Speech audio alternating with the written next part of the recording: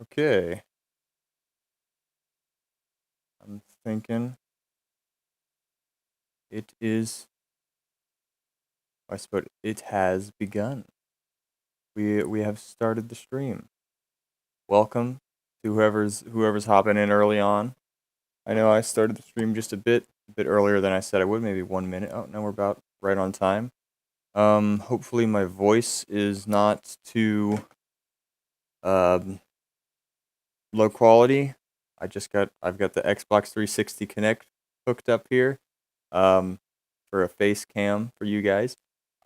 Today I'm just looking at probably we're gonna look at some old pages of the comic and talk about them a little bit. We might work on an actual page pretty soon here.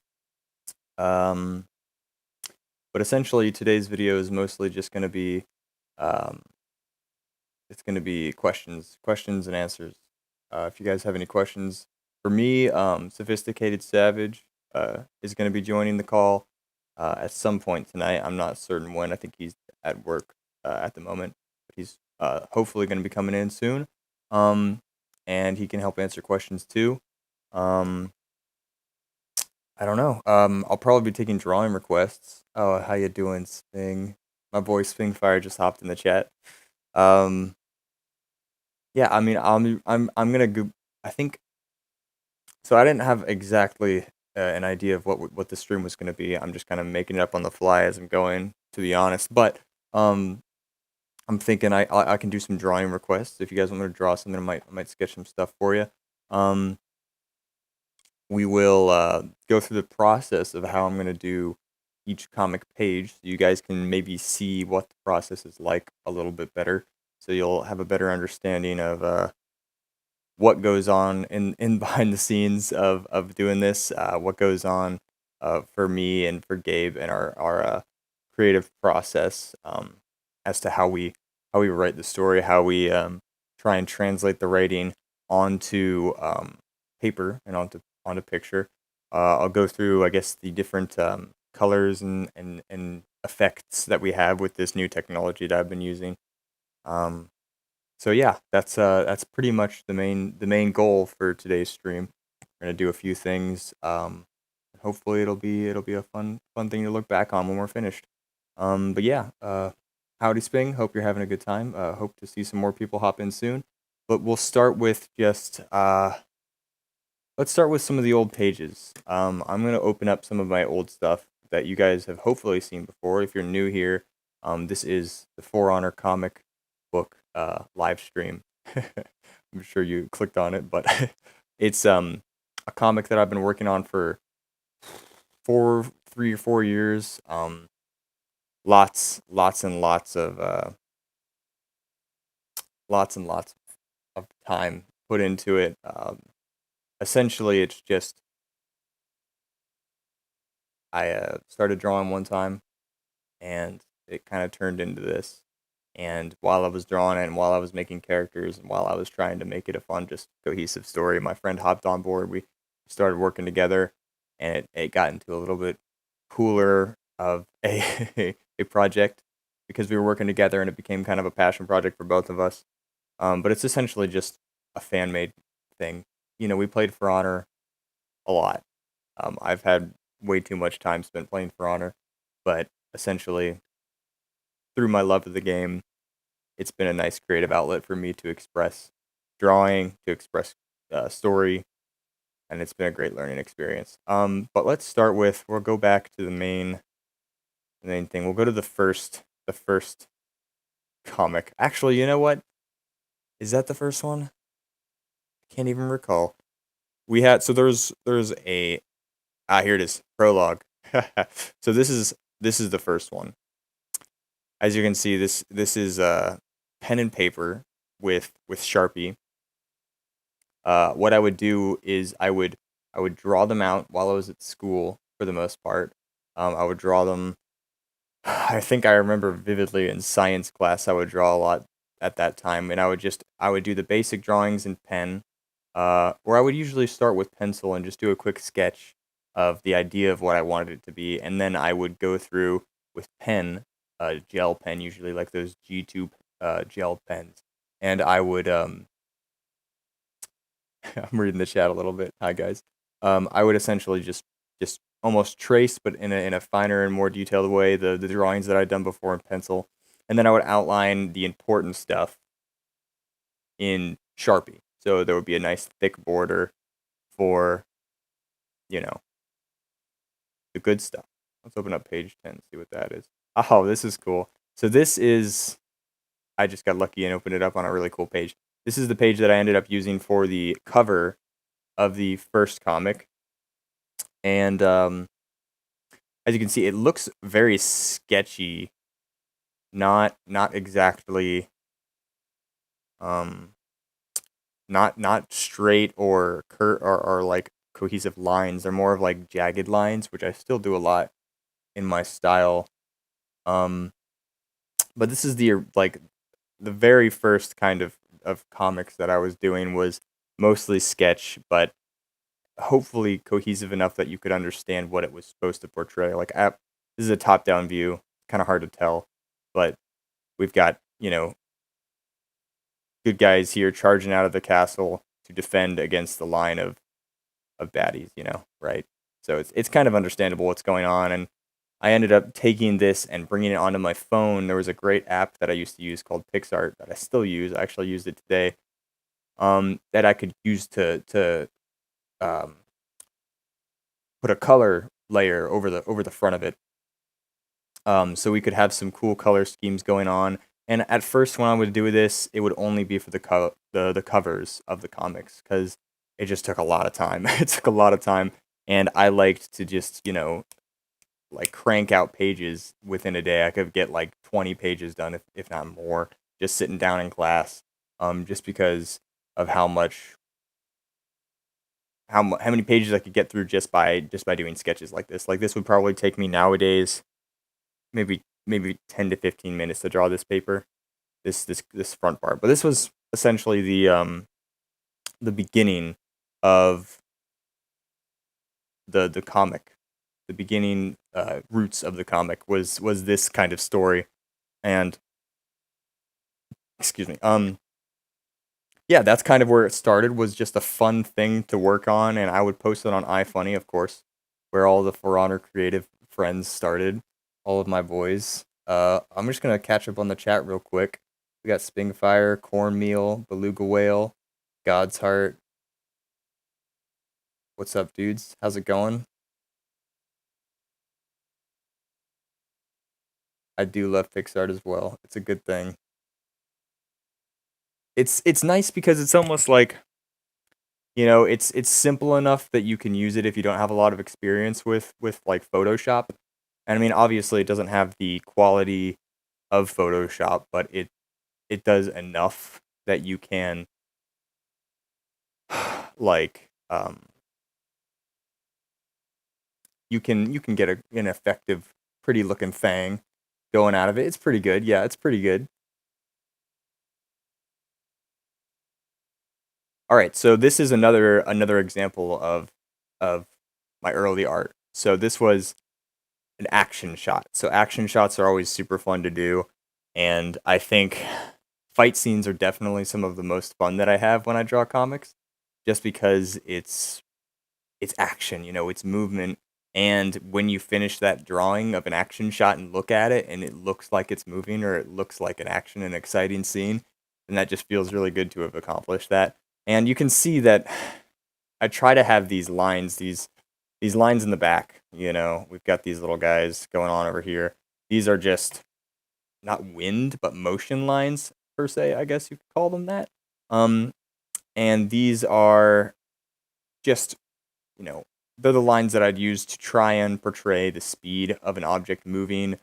That plus, depending on what it is, trying to make it look as if it has weight behind it, like having this bend like that rather than it just being you know, a straight mace going that way.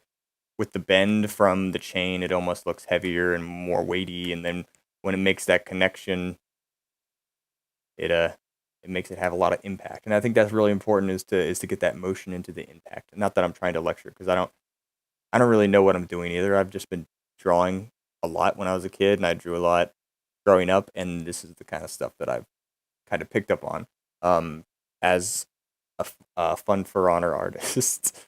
um, so yeah, this was the very beginning of it all. This was the first comic that I ever did was this strange thing. And in fact, you know what? I'll go into my photos,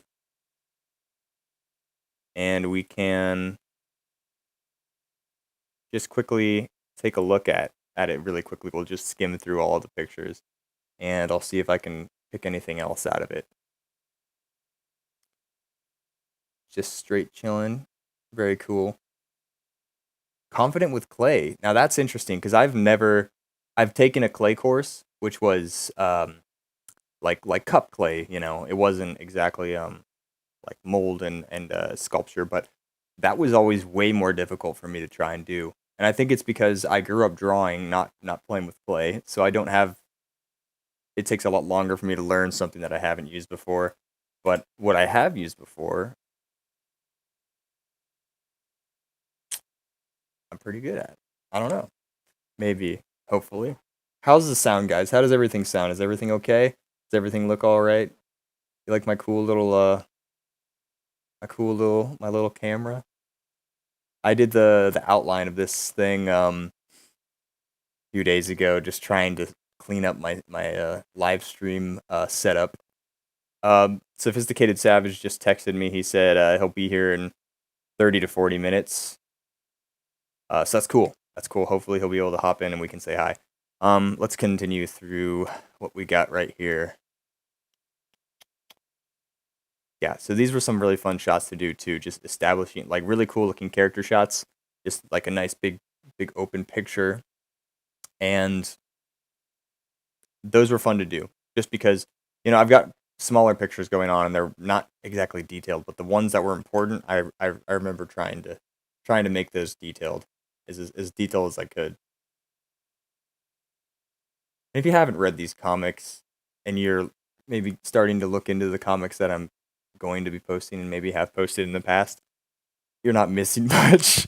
This really was so uh so early on in my comic making process that it was really rough. It was pretty rough stuff. Not the greatest storytelling, that's for sure. Not the greatest look. It looks decent, I suppose. It looks like sketches. It looks like sketches. This would be how I would storyboard a movie if I did it now. If I was going to do a short film with my friends or something like that, and I really wanted to do something like I wanted to if I wanted to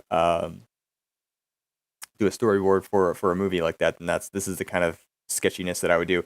And you can see some of the characters that we'll look at later. Dagon right here, the bottom left fellow with the cool looking horn things. He is a main character in the newest comic, as well as Ash. Or actually, his name is not Ash. His name is Krieg. Wow, I just screwed that up. He is also the main character of the comic. We've got some other characters that kind of are chilling around here, but they're really not. They're really not that important. And most of the characters that I introduce, I kill off anyway.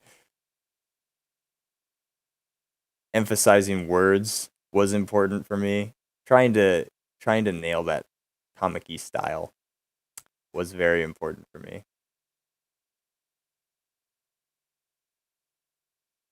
Yeah, and the gore. Now that was always fun to draw too. Not gonna lie, it's kind of a guilty pleasure drawing some really gross stuff. I don't know if it's just a shock factor that I like to see, but it's fun to draw gory stuff.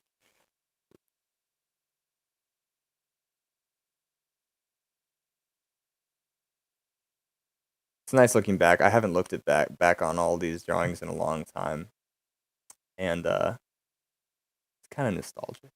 It's kind of like when you hear the opening menu music for Honor from year one. You guys ever hear that? I could pull it up. I don't know if my video get or if my live stream would get taken down immediately because of it being copyright stuff. But whatever, I don't care.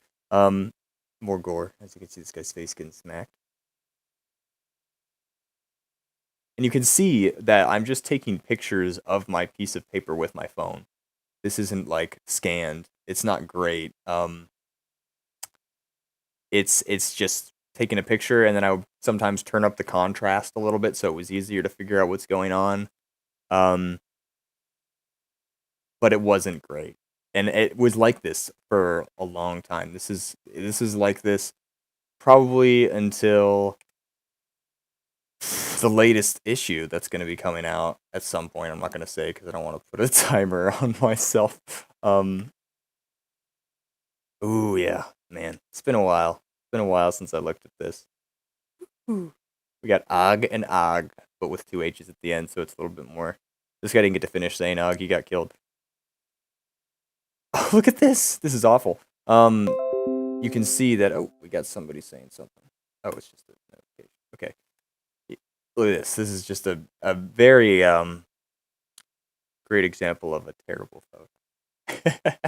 Very blurry, and it doesn't really show. Now sometimes that actually pulls off the effect pretty well. Like I remember a shot I'll show you guys a little later that ended up being enhanced by the blurriness of my picture. And that was because I think one of the characters was like knocked in the face, and he was like kind of like, oh, he's like all wigged out, and the blurriness from the photo almost made it look like he was concussed. Um, but yeah, that was probably the first comic that I think I've ever done. Really, like comic that I would call a comic, and that turned into all of this, which, as you can see, how many pages are in this? We got 91 pages. Not to flex or anything. Pretty sure this is the longest one. 238 pages on that one. The log. Interesting. Oh yes, that's the epilogue of. Oh, that's the epilogue of these two sections. Then I started the new one, which is this stuff. And then we got the most recent one. So yeah, it's like. One moment. I'm gonna pause this.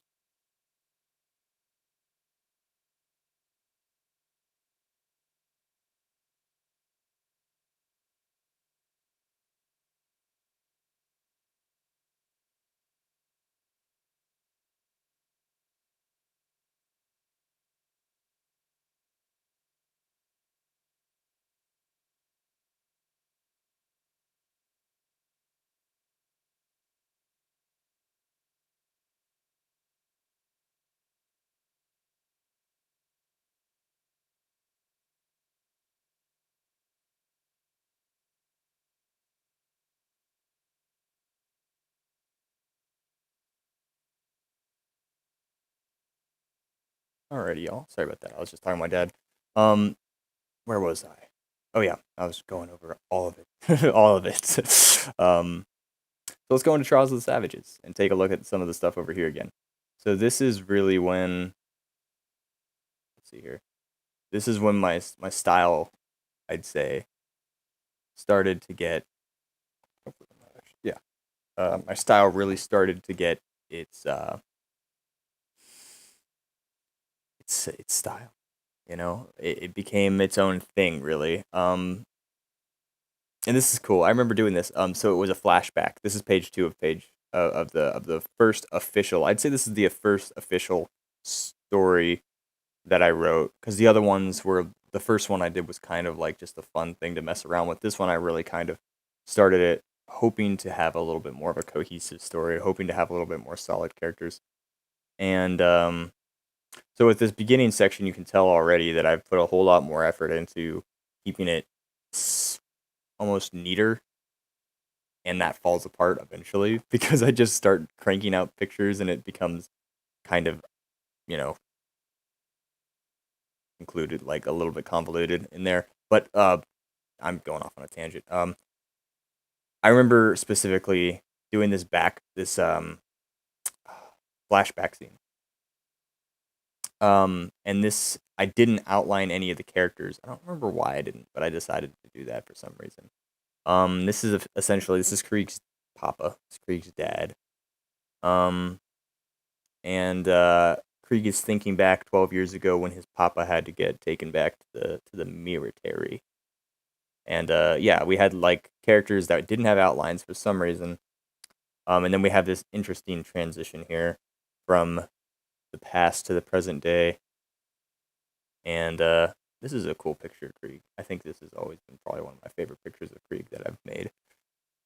And you never know how a picture of something is going to turn out, to be honest. Like, I try to have a good idea of how it's going to look, but a lot of times, it'll look decent. And sometimes it won't look great, and sometimes it'll look really cool. Like this one, I just feel like it's one of my favorites. It's always stuck out to me, being a really cool shot that I ended up drawing.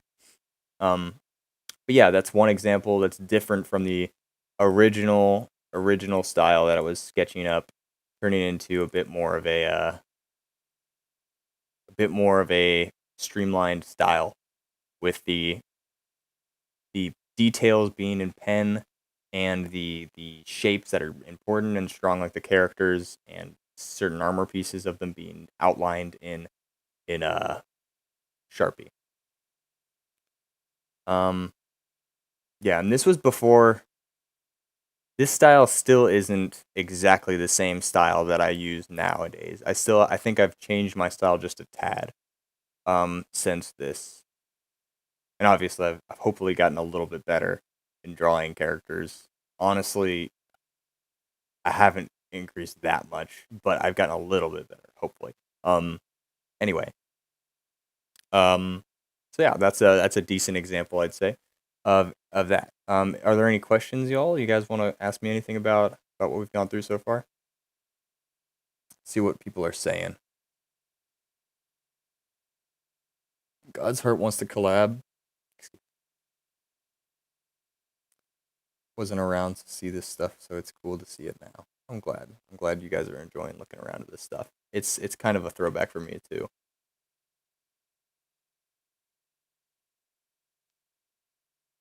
These, how old are these? So 3 years old. I remember either 2 or 3 years old, I'd say. When I transferred these onto my computer, it was probably about a year and a half ago, maybe 2 years. But when I drew them, I have all of the paper stacked away in a bin somewhere, just sitting on some desk somewhere, of the originals. But these are just the digital copies.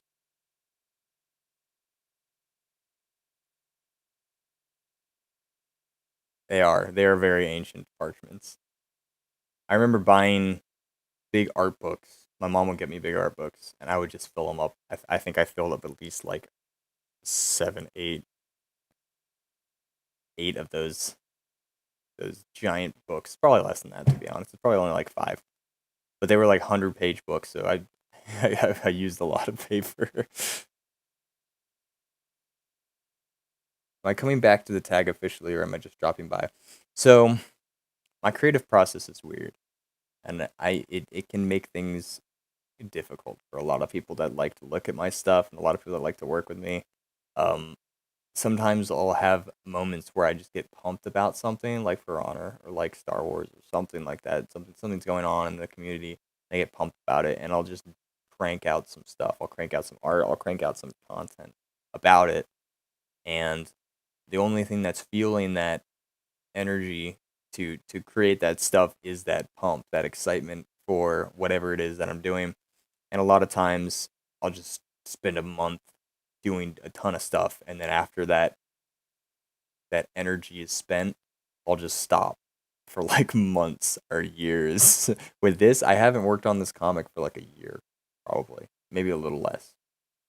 I mean, I worked a little bit on it earlier this year, I'd say, but for the most part, it's been a long time. But I'm hoping to, yeah, get back into it. I'm not just stopping by. Me and my pal Gabe are we're really hoping to get back into the swing of things and really start putting some better effort into it. And we're also okay. Can you shut my door? Is that okay? Can you shut my door so you don't? Yeah, that'll probably help a little bit. Sorry. Yeah. Um. So yeah, that's kind of where we're at right now. Hopefully, Art Block. I've never heard of that. Never heard of Art Block. Yeah, we're definitely trying to help, especially me with my creative process being less, pump it out, pump it out, pump it out, and then stop doing it for years. Instead, just trying to find a better source of energy for it and change the mindset of why I'm doing it. And hopefully prolong the creation of it instead of it being like a segmented thing of like I do a lot of stuff and then you guys have to wait a whole lot longer. Um, anyway, I actually have a video on my YouTube channel of this comic, this one right here that we're looking at. I did a little voiceover thing of it, and that was just a fun little spin-off thing that I wanted to do. I wanted to try out where I voiced all the characters except for the girl, which I got my mom to do. She didn't do that bad, actually, did she? Pretty great. And I added a bunch of cool sound effects for each scene just to kind of liven up the story and hopefully immerse the reader a little bit better. But that was a fun little thing that I did a while ago. You could probably find it if you look back far enough. So yeah, this is the part in the story where Krieg and his Philip Ash Legion knights oops, are captured by Vikings. They're captured by the savages, and they're put through trials, which is what this book is called, Trials of the Savages. They're put through essentially just arena fights, and they're held captive as prisoners for entertainment. And I remember, I remember for the voices or the speech bubbles of the Vikings, I would look up whatever it is I wanted them to say and then translate it to Icelandic in Google Images, and that would be how I wrote it down. And it changed a little bit later, I think. I think I switched it to English just to make it easier to understand what was going on. But yeah, first thing they have to fight is this big old bear, this war bear thing. Oh man, this was fun to draw. It was fun drawing a bear rather than a character, just a person. 'Cause I've had a lot of practice drawing people, but I haven't gotten a chance to do some cool bear or just animal drawings. And later on in the comic, I end up drawing wolves, and they look really bad. They look really bad, and horses too. I'm not a great horse drawer. People I can do pretty well. This ended up being the cover art for this comic. I can find it. Here it is. So I colored this in my phone as well. Um, and that was fun to do. I just used PixArt, like I did the other one. Um, pretty neat, pretty neat. But essentially, Night Boys, Merc, this poor bear. Talking about Art Block. So is that another platform that came out a while ago? Because I remember when, oh, what was it called? There was that other app that came out too that was called like something that started with an A. Can't remember. But it brought a lot of For Honor content creators along too.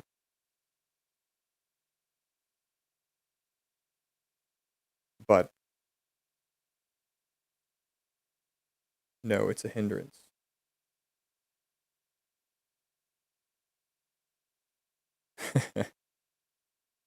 I've never heard of Art Block. Anyway, before I get off getting confused again, let's take a look at the gore again. Take a look at the gore now compared to the old one. So the old one when I did the gore it was a lot less dark. And I think I just used a lot of Sharpie when I drew the blood with this comic just because dark red blood essentially was the idea. And sorry, I'm just double checking everything's looking good. Making it contrast from the white background was important so you could see that it was blood, so you could see that it was, bloody and explosive. And that was essentially the idea of the blood back then. Um, this is pretty cool. This reminded me of the Rancor scene in I think I designed the face of the bear right here off of the Rancor face when it gets his head crushed by that door in Star Wars. That was what I was thinking of. I'm pretty sure. And then they end up fighting samurai. I remember this. And I translated the English into Japanese for it because I just thought, this is how you do it. This was fun to do. And a lot of times when I do the design of the fight scenes or of the scenes in general, I have the idea in mind that it's like a movie, that it's like a cartoon or a film. And that's because I don't really read comics outside of a few. Like I don't usually read comic books. Um, it was just an interesting medium that I felt like I could do because I could draw a little bit. But I know anime and I know movies really well because I watched a lot of movies. I watched a fair bit about amount of anime and anime. Um, but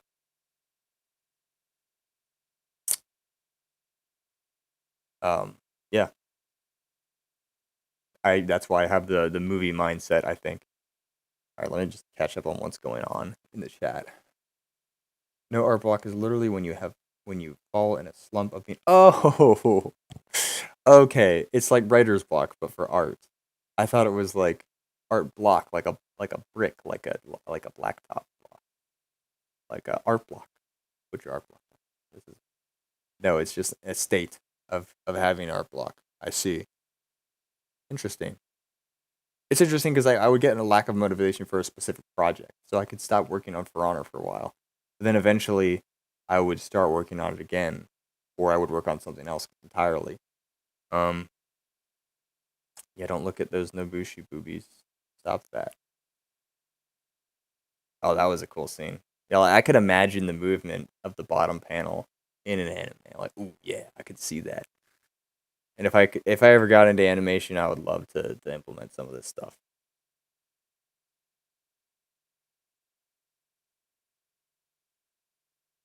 Links. So, are you looking for links of links to this? I have Imgur. I can put in the chat the Imgur link that I have for this. Here we go. So pretty sure this is all of it. Yeah. So if you want to take a look at the link, that's a link to the all of the all of the comic stuff. You can look at the most recent stuff at the top, or if you scroll down to the bottom, the stuff we're looking at right now. And honestly, I'm scrolling up through all of this. It's a lot of books, so I don't think we're gonna go through every single book. That's for sure. And we actually want to get started on drawing pretty soon here too. But I'm just gonna go through the basic style changes that I had throughout the entire story. We're introduced in this comic to the main villain of the first few books. That's this big Dawn Dawn Legion uh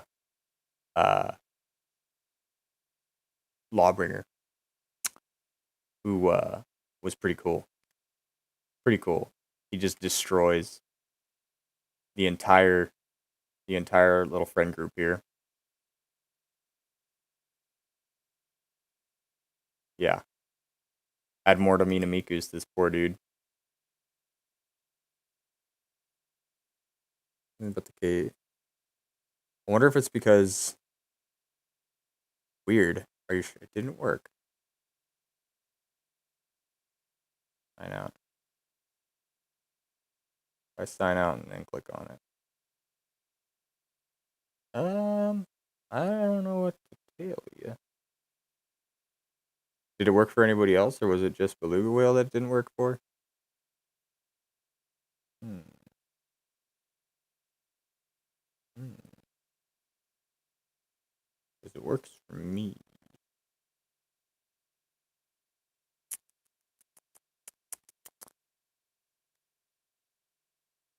Yeah. Ooh. Can't get to it. Found it. Strange. I wonder. Oh, I wonder if it's because it's the user Ash Legion. Weird. Very weird. Um,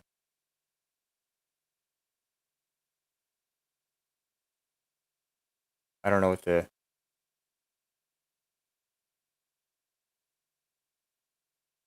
Okay, maybe I'm not being able to sync.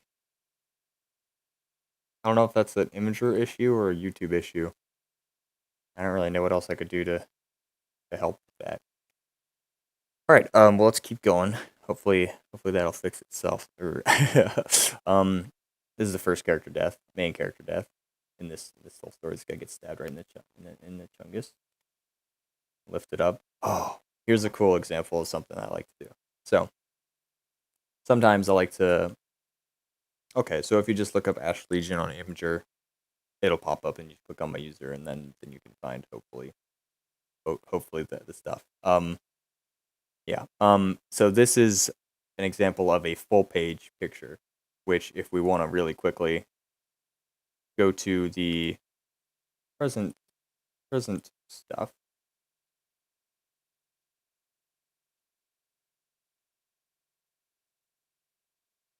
Here's another example of a full page picture. But that old example, I can find it again. I should exit it out. Oh, well, that is something I like to do when there's something really, really cool that I'm showing off. Like the guy getting harpooned up in the air. That's pretty cool. I want to show it off real big. So sometimes I'll dedicate a whole page to something. And in the comic, you'll see what this page is about, but it's an important scene of just revealing something that is really cool. And I think me and Gabe talked about it a lot, and we were like, we got to do a full page for it. So I think this took, I think it took 2 hours, 3 hours to draw this. I recorded the whole thing, and I'm probably gonna post a speed draw of it, so you guys can take a look at that. But essentially, yeah, this ring. Oh yeah, what could it be? What could it be? I don't know, man. Anyway, without hopping into the spoilers, um, full page things. Those are fun to do. Really important for emphasizing certain things. Let's go. I guess we can step up from that. Hunters of the Dawn. We can pretty much go over all of this because it's still not exactly a style change. It's still pretty much the same style that that most of the comic is. Um, most of the comic is pretty much the same style up until Warpath and the Baptism of Fire. These two chapters, and even the Baptism of Fire is only 14 pages long. So, we go from the Baptism Fire all the way to Warpath, just like that, which is kind of crazy. Like a whole book was only 14 pages long to me. It's a little strange, but no big deal. Actually, I think it's more than just 14 pages now that I think about it. It is. It's way more than 14 pages. What am I thinking? We did color the Baptism of Fire as well, and we can look at that on my Imager real quick, just so you guys can take a look at the change in the style.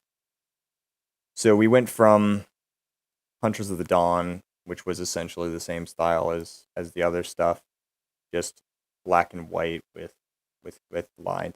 We went from that, and we ended up transferring each photo to PicsArt. So instead of only having the colors being colored, or only having the covers being colored, yeah, we decided we wanted to color the whole dang thing. So we went from each page and tried to color it as best we could. Gabe definitely helped out a lot with that. I remember he volunteered to help out because he's not as artistically inclined drawing wise. So I would draw the pictures, and then a lot of times I would send them to him, and he would color them, and then he would send them back to me, and I would add like lighting stuff, like this flame light. I would probably add, or I would add the filter to whatever reason, and I would add the paper effects of like scratchiness on the sides that you see here. But yeah, we ended up starting the coloring this way. Oh, this guy's cool. And this is kind of getting into the storyline that we are telling now, which is more about the takeover of like Ash Legion becoming this big superpower in the Ashfeld area, kind of like Blackstone did, and kind of telling that story, and how that all works out with our characters. But yeah, this is just a different style change, I'd say, and you can definitely tell there's a difference with the color. It changes a lot about it, but with this came a lot more time, and came a lot more uh, energy, and that made it harder to dish out, just because of that same reason, you know. Um, and then we'll skip over to the most recent issue, which I posted a long time ago. 2019 February 23rd, 2019 was the last time I posted. That was a long time ago. We've had some pretty crazy art block recently, guys. You know, that's more than a year. That's a year and a half, if not more, time that has passed by. A second. That has passed by, but we are back, and we are hoping to continue this work. I'm going to show you the cover of the next issue that will hopefully be coming out soon, um, to get a better sense of the style that it has changed to, because we're going completely digital now. So everything is going to be on this scale of quality of like the actual, like you can zoom in, and sure, you can see some of the pixels, but essentially it looks a lot better than just taking a picture of a piece of paper. So we've got that.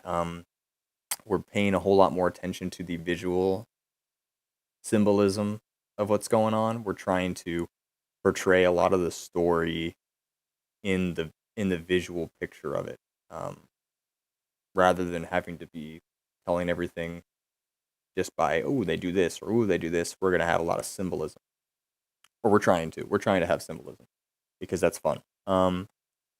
And with that, we're also just trying to put put more time into it, in the sense of taking our time, I'd say, and not speeding up and having scratchy chicken scratch looking pictures because we're too anxious to get to the next section.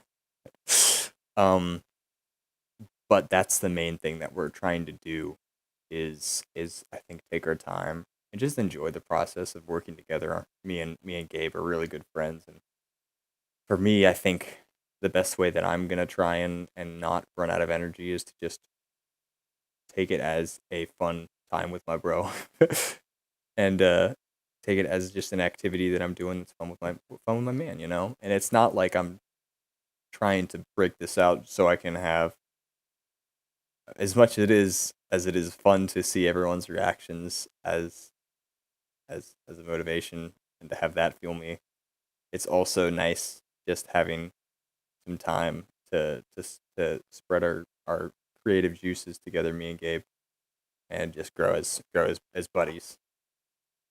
So yeah, that's essentially what's going on at the moment. I'm trying to think of what else I could say about this. What other questions have you got now? Is there anything else you guys are talking about? Do you plan on adding people from the tag as background/main characters? Yes, we do. Um, in certain ways. In the past, when I would make the comic on iFunny, I would heavily, well, I would do more than just the comic on iFunny. I would do a lot of just I would draw pictures for people's profile pictures every once in a while, but sometimes I would do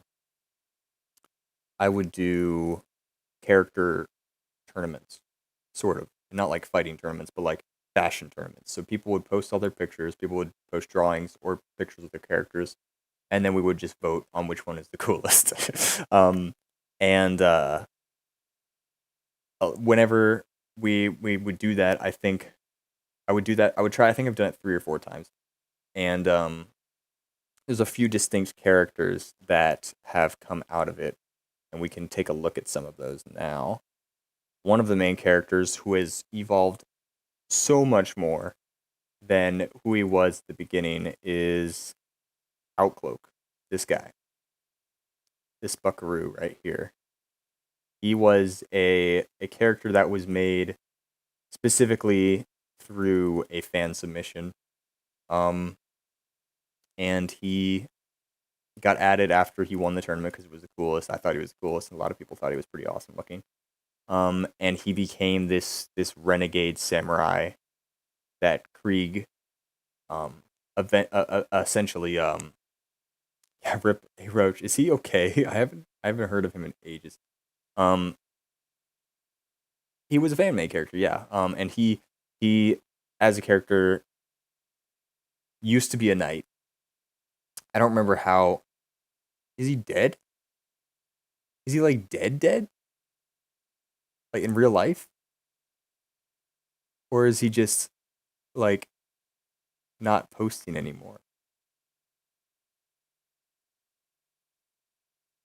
Oh my. I hope he's not dead. Okay, thank goodness. Okay, cool. All right. I got a little concerned there because I know he lost his eye in real life. He had a freaking CO2 canister just go right in his eye hole. So I wouldn't be surprised if he was, not to get dark, but so A Roach was one of the guys that definitely helped with making the character of Outcloak. He he sent me the sketch, and me and Gabe kind of tried to flesh him out as a character, and I think that his story was, he was a Frost Legion knight who was a recruit, kind of like lower. He was real young, and something happened where he like got into a big massacre, and all of his platoon died, and he was just left for dead on the battlefield. And these mercenary samurai basically found him there while they were scavenging for loots, and he became a samurai through them. They kind of helped him and trained him in their own way, and so he became this weird half knight, half samurai kind of guy with this strange looking armor, which really doesn't make any sense historically whatsoever, but it looks really cool. And you can see he's straight up just a dude. In this picture, you can see his hair and him without a helmet. And Krieg looking like a freaking weirdo. That's a terrible picture of Krieg. Um, we also got Hiro Yushi on the right, who is another fan character that got voted in, and he was just straight samurai. I'm pretty sure, even though he looks like a white dude right there. He looks like the freaking last samurai. He was just a samurai character. He couldn't even speak English. I don't think.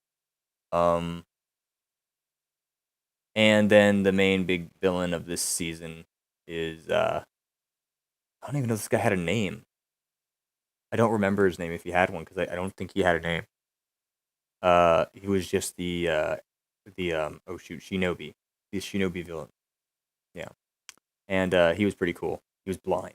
He was like Daredevil, but we never really got into it. He was just this guy with an eye mask. All right, so Gabe is going to join the call. It looks like. I think he's going to hop up soon. Sophisticated Savage. Don't switch. We're not gonna switch around.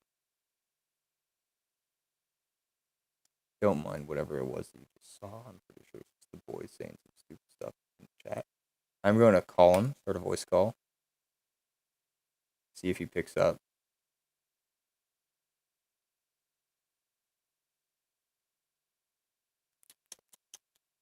All right, we'll wait for that. While we're waiting for him, yeah. So there's some examples of some of the fan made characters that we had come along. There's some more. There's a Tachanka Knight. I remember him. He's pretty dope.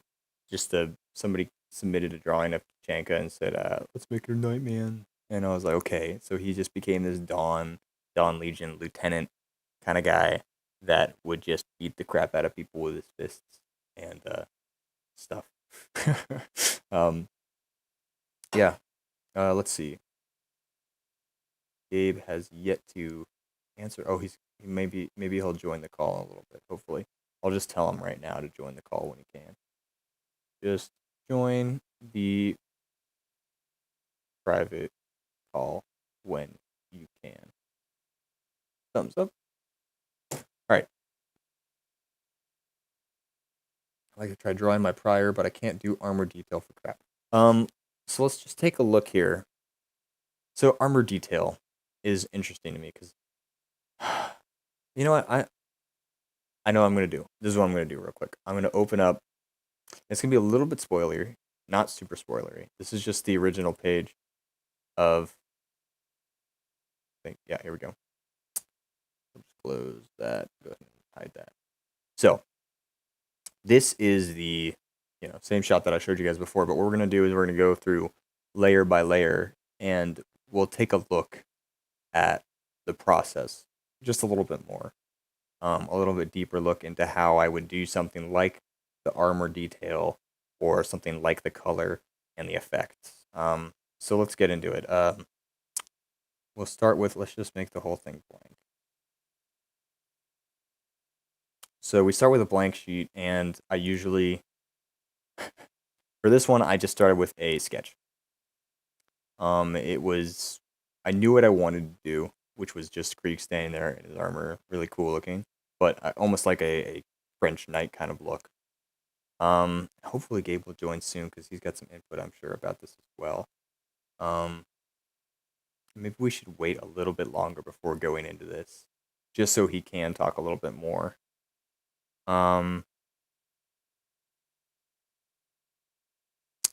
Let's get into it. We can go over it again. So we start off with a really basic shape sketch, and then what I'll do is I'll just change the transparency of that sketch to 25, and I'll start a new sketch, and that new sketch will be a lot more detailed. But I'll go into depth about what that shape is and a lot more about what it looks like and stuff. And essentially, what the original sketch is meant to do is to just give me boundary lines and to give me shape lines. It gives me a sense of where certain piece of the armor is going to be. Gives me a sense of the angle of the shot, and basically just the basic shapes of what's going on in the thing. Gabe says, "Gotcha." It's online, but he's in the I am call. here. There he is. Okay. Hello, everybody. I suppose I can share my screen and live stream at the same time. Can I do that? I can pop into the live stream too. Yeah, but it'll be a little bit slower. I'll just do this. Hopefully this will work. Can you see? Up to you. I think Yep. it work. Yeah. Okay. And OBS seems like it's working still. Hopefully. Okay. Guys, welcome Gabe to the stream. Sophisticated Savage, my boy, who is the all-time writer for the comic, as well as he's done the coloring a lot of times for the old issues, and he's just been a great motivation for me, and he's also just been a great creative partner in this whole endeavor of creating a comic book for Honor. So Gabe, just to get you up to speed with what we're talking about right now, we've kind of gone through a little bit of the old pages and looked back on some of the styles that I did before. I talked about some of the characters and how we had them as characters from tournaments that people would vote on the characters, and we talked about the different styles and how it kind of changed. And now we're going through the creative process of how I would just draw a piece of how I would just draw a page, essentially. And right now I'm going through the basic sketch. So this is the basic sketch and what it is. We've got the different boundary lines. Eventually, basically, what this would do for me is just show me the angle of the shot and show me the position of the character. It would show me very important guidelines as to where certain parts of the character are. And then when I went into detail, the only real thing that I would be using that initial sketch for is for those things, just boundary lines.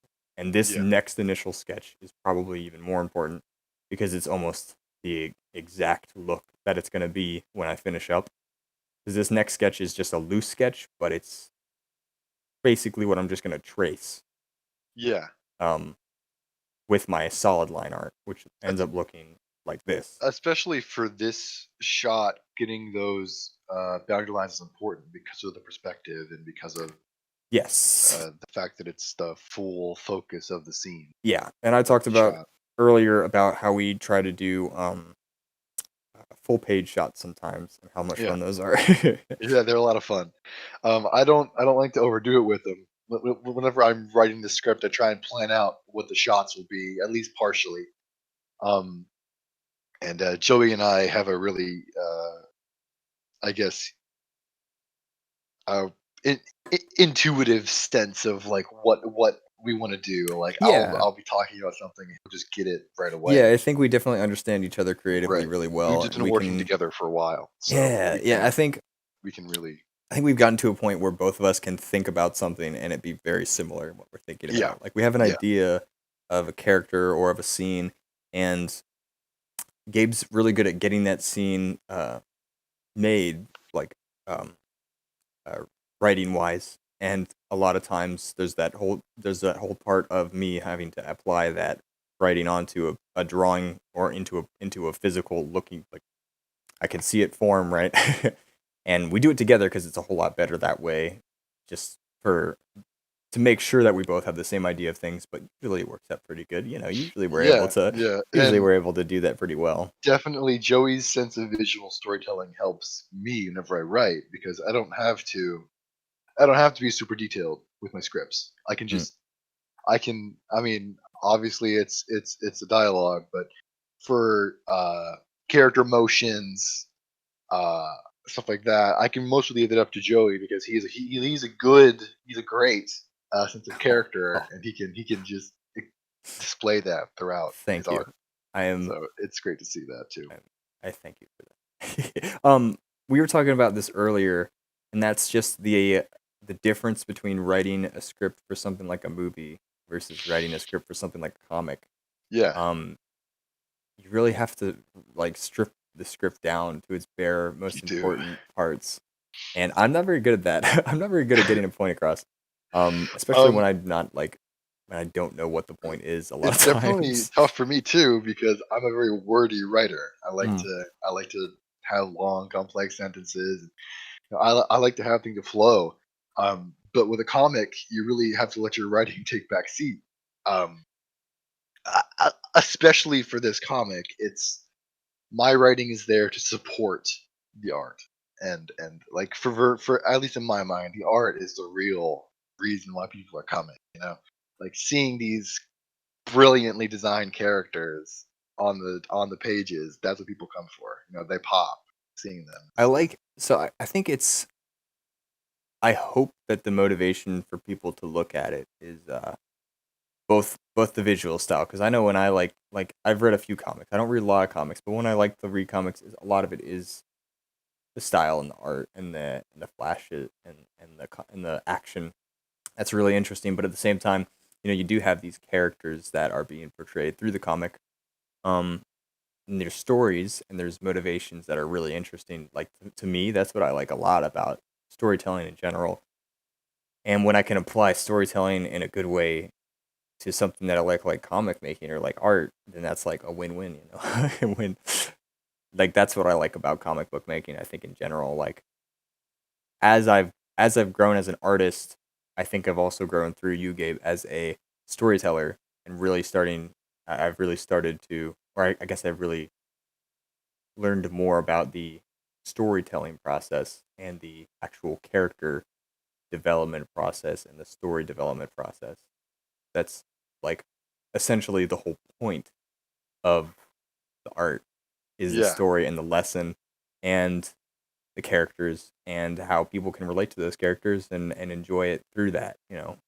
If you can't relate to a character, then it's just a cool looking drawing. yeah, It's just a yeah. neat drawing. Um, yeah.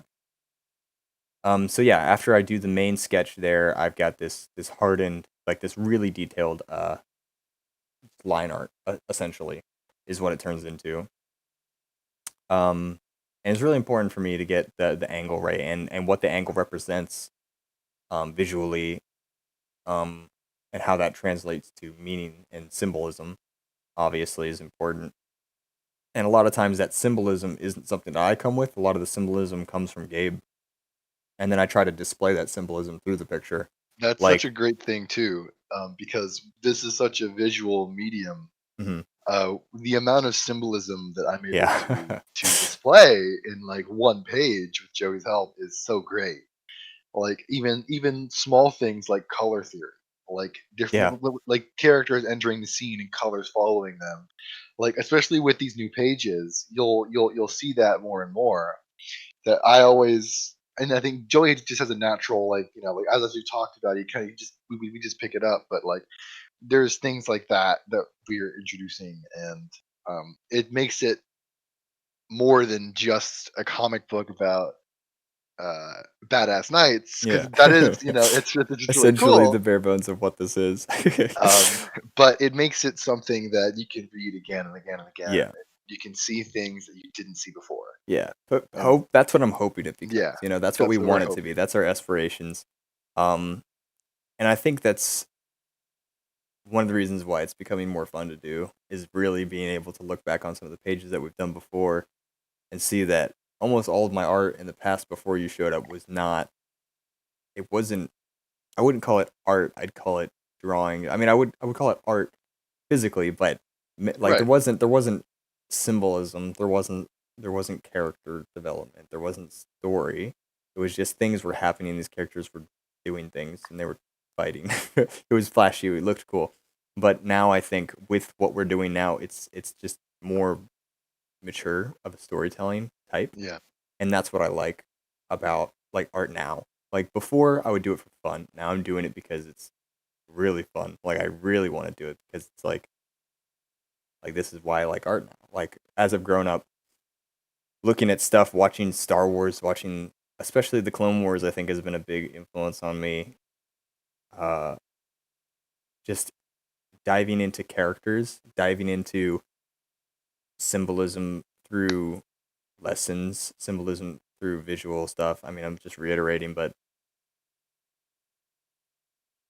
yeah, I think that's what I love about storytelling in a sense is through the symbolism, through the character development, through the whatever the people are talking about in the story, it can make a really cool thing. I don't know. I don't know. I'm just spitballing, man. I'm just talking. You're right. You're right. Yeah. And not to not to knock the first comic because Oh, that I, was a I lot already of did stuff. that. You should have been here for the first 5 minutes. Yeah. No, yeah, but like that's a lot of work for one guy to do. And I mean, you're the storyline, even if it is even if it is to support the art, right? Um, it's still solid. Like it's not like it's full of plot holes, and like the characters have a so most of the characters have kind of a basic arc that you achieved at the end, like Outcloak killing the mercenary who killed his Yeah, best friend. yeah. Like there's some It was great basic stuff, but yeah, but kind of it's cool. still really good. It's really good to see. And the only reason why it's so easy for me is because you do have that you have that intrinsic sense of storytelling. You know a good story. You know a good story I know when me you some see a good good story. stories. I'm a good judge of a good judge of storytelling. I'd like to think. All right, well, let's get back. Okay, so we've gone through the line art, I suppose, and I think the main reason I kind of started going into this is Longsword said he'd like to draw his Black Friar, but he can't do it because he can't do armored detail. I'm not certain exactly what armored detail means, but I think what you might mean is you can draw the basic shapes of armor, but the texture and the detail in, I guess, a sense of the depth or the maybe maybe it is just the whole drawing. I don't know. I mean, for me, detailing is, as you can see, the old sketch here. It doesn't have detail work whatsoever. It's a neat sketch, but it's mostly lines. I mean, you got a little detail here with the gambeson lines here and the chainmail, and there's like already some breathing holes for the helmet. But essentially, it's just shape. It's just the main shapes of each object. And what I get into it with the last sketch for the line art is these little detail marks, which is integrated definitely into my style nowadays. It used to be a little bit different, my style, I'd say. I still had those detail lines, but they were not to this same, I'd say, degree of like shape, giving information on the shape of the object. Like you can see this shading, and it was almost like those detail lines were more of just for shading, in the old comic stuff. Like I had those same lines, but it wasn't how I would now. Now I do it. These lines are in the direction of how the shape is is like formed. They're in the direction of uh, how the fabric is formed. And I think what it essentially is supposed to do now is less so just being a basic shading for the scene and more so being an actual texturing and information giving line that tells you more about the object, tells you more about the space that you're looking at, and tells you more about like the shape. Like it gives you a sense of 3D-ness, I guess. That's the point of it anyway. Yeah. It gives you more points to look at and understand what the shape looks like. And that's kind of how I texture my characters. Um, Also, what's really important, I think, for me is getting those shapes to look like basic, like strong shapes versus the texturing. So not having something be too convoluted with lines that you can not understand what's going on. Like there's a lot of lines. There's a lot of lines going on in this section right here. But through the thickness, see, I've thickened a lot of the line around his hand and just the boundaries of his arms. And essentially, the point I'm doing to that is hopefully to make it easier to tell that his hands are there, and that's not just a bunch of convoluted line that is confusing to look at. Because you want to basically, at the end of the day, when you're drawing a picture, just draw something that people can look at and understand what's going on. And if they can understand what's going on, then you've succeeded, I'd say. But it's hard to do that sometimes, and that's kind of the challenge of drawing line art, I'd say. But enough of line art. Let's get into the color scheme because I know color is fun and color theory is a lot of what you like to get into, Gabe. And we can Yeah, talk a little bit fair about bit. that. So let's go back here and we can talk about the color theory. I guess I don't want to give away too much Right. We don't want information. to give away too much. Obviously, there's a lot of symbolism uh, in the title of our chapter 2 here. Um, there's the looming presence of one of our three protagonists, Dagon. Um, we've already kind of hinted at the fact that he's a bit more malicious than he was in the first comic. Yeah. Um, so it will come to a it'll be a surprise to few uh, to see the direction that he goes later on.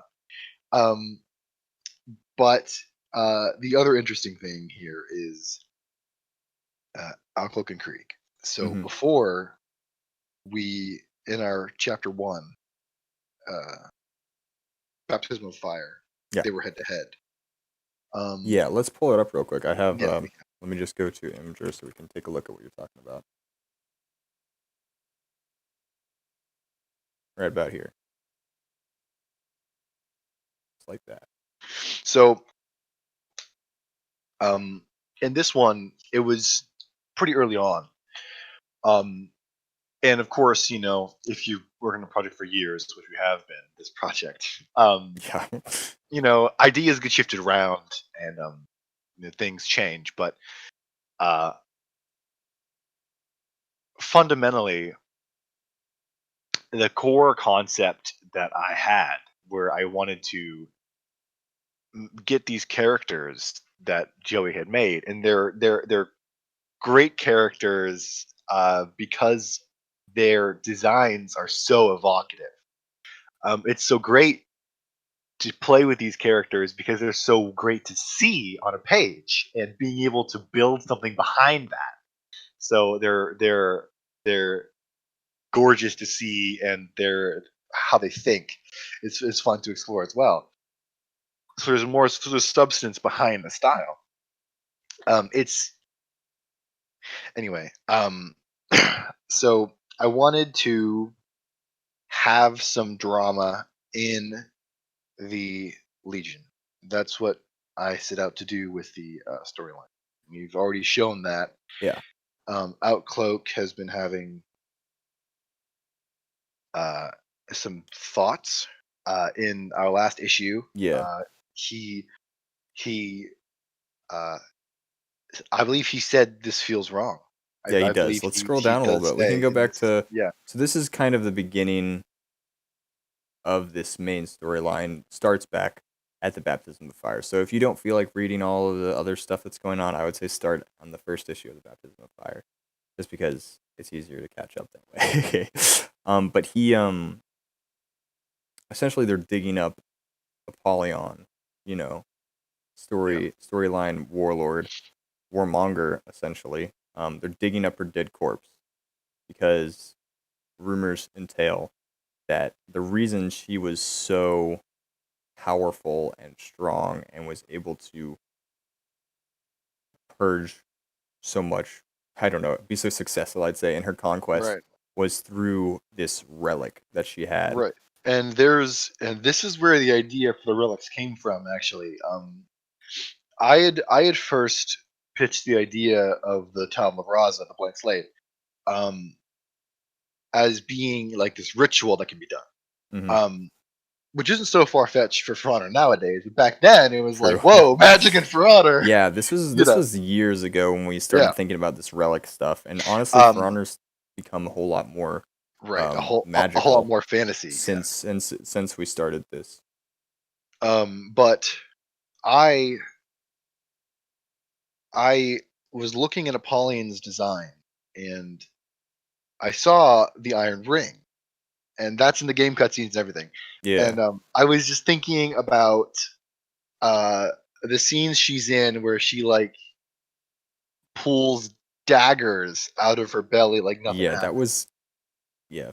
Right. I'm not even And gonna say like anything. like that that isn't something that a normal person does, right?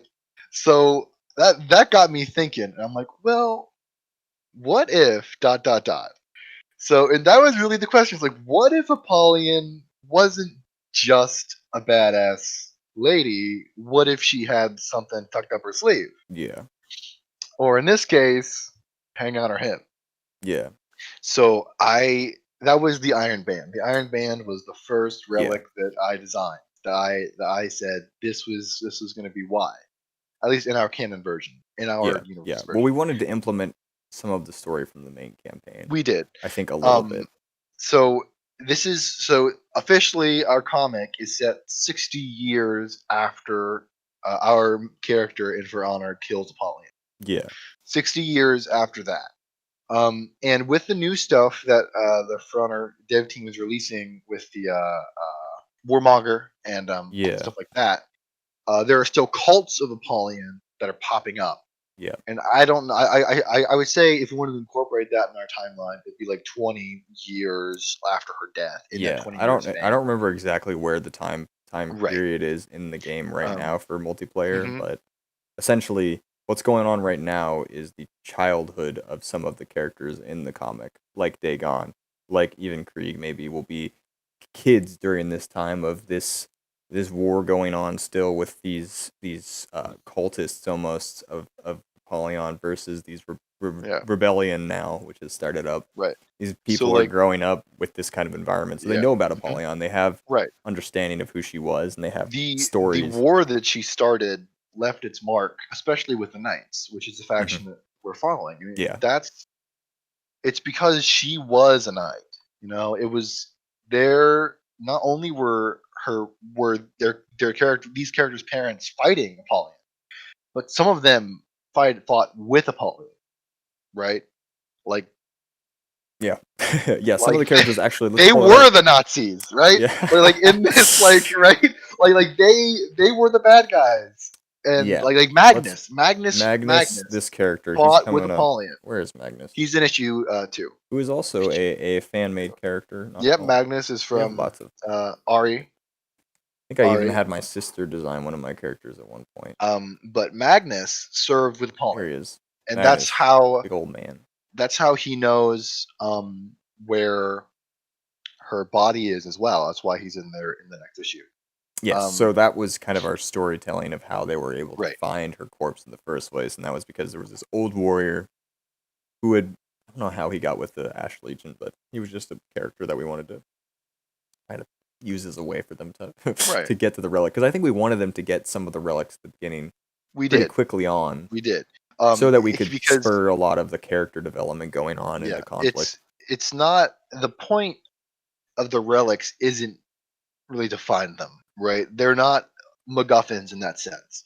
It's not like in Lord of the Rings where everybody wants the ring and that's the whole point of the story. The Right. relics take a back seat. The Yeah, I'd relics say are the relics. mostly there to facilitate character growth and to in some ways distance our main characters from the rest of uh, the Legion. Hmm. Um, they're given these objects of great power, and that allows them to go do things normal soldiers can't. So it allows us to be a bit, to I guess treat them a bit rougher. I can write them into situations that normal people can't get out of, but they can. Yeah, And it makes it it can easier to have get a certain bit more situations. spectacle too, Yeah. Oh, yeah. That's gonna be fun. which isn't Spectacle. Let's see. right. Spectacle, Speaking of spectacle. in concentrated doses isn't terrible Oh, not at as all. long as you make sure that there's substance behind it. Not at all. Yes, I agree. I think that's important to address.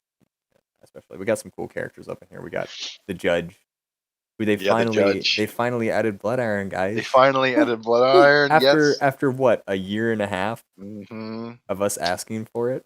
Yeah, I remember Eric Pope even mentioned it one time. He was like, "Whoa, they should add Blood Iron," he did. and then they Yep. and then they ended up calling it Cinnabar, which is fine. I don't care. I don't mind. Just give me a Blood Iron T-shirt, That's for right. That's right. honor.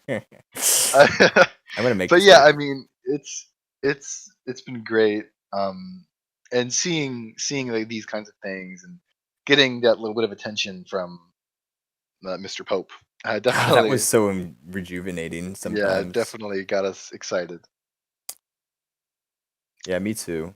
I miss Pope as well. He's left the art team, but I think, Mhm. you know, the entirety of the game of For Honor is kind of, we're trying to separate us from the actual game. Like one of the reasons I was so hesitant to get started back on For Honor, the For Honor comic, I guess, is because it being attached to the license of For Honor, being attached to this game that we have no affiliation with, really. Like Lolly, like we don't know them, they don't know us, and Right. it's not really our IP that we're working with here creatively, but we still like the game, and the Yeah. community is great, and we like you guys, and we like the characters we've made, and I think For Honor has been such a fun place for everyone to just create characters through the customization that they have, creating characters and creating stories for us to just get immersed in, and I think that's really what set it off for me at the beginning when I started doing these drawings, was just because For Honor is such a great outlet creatively for me. It's a game, of course, and it's fun to get into the mechanics of how things fight. But for me, the core is always it's always been the characters and the fashion. That's Yeah. always been what I like about For Honor and why I've put so much time and effort into it. And I've become a decent fighter in the game through that. But most of the time, it's just because I've spent so much time getting stuff to make my guy look cool and play dress up. Um, but yeah, here we can take a look at another relic being used. Yeah. So after I made um the Iron Apollyon sword, Man, yeah. um I took a look at the other characters. And I decided that it would be badass if we had some more. Um, Yeah, and I think that was important. yeah, the Tabula Rasa and it was initially it was water, fire, and blood were the three things that you needed in this place during this ritual to end the world. So I was like, because like I was saying that's what started the cataclysm way back in Yeah, the original For Honor trailers. There was that huge earthquake, and like no one knows how it happened. Well, I was saying this is how it happened. yeah. Some dude freaking put all these things Right. there. Um, but that was very early on, and now we have these relics, and each of them is symbolic of one of those things. Yeah. So the dark ring is made of obsidian. It's a volcanic glass, and obviously it has fire, right? So Yeah, this and purple ring yeah, that he's got on his hand is the relic, the dark ring. yeah. Do we have an official name for it?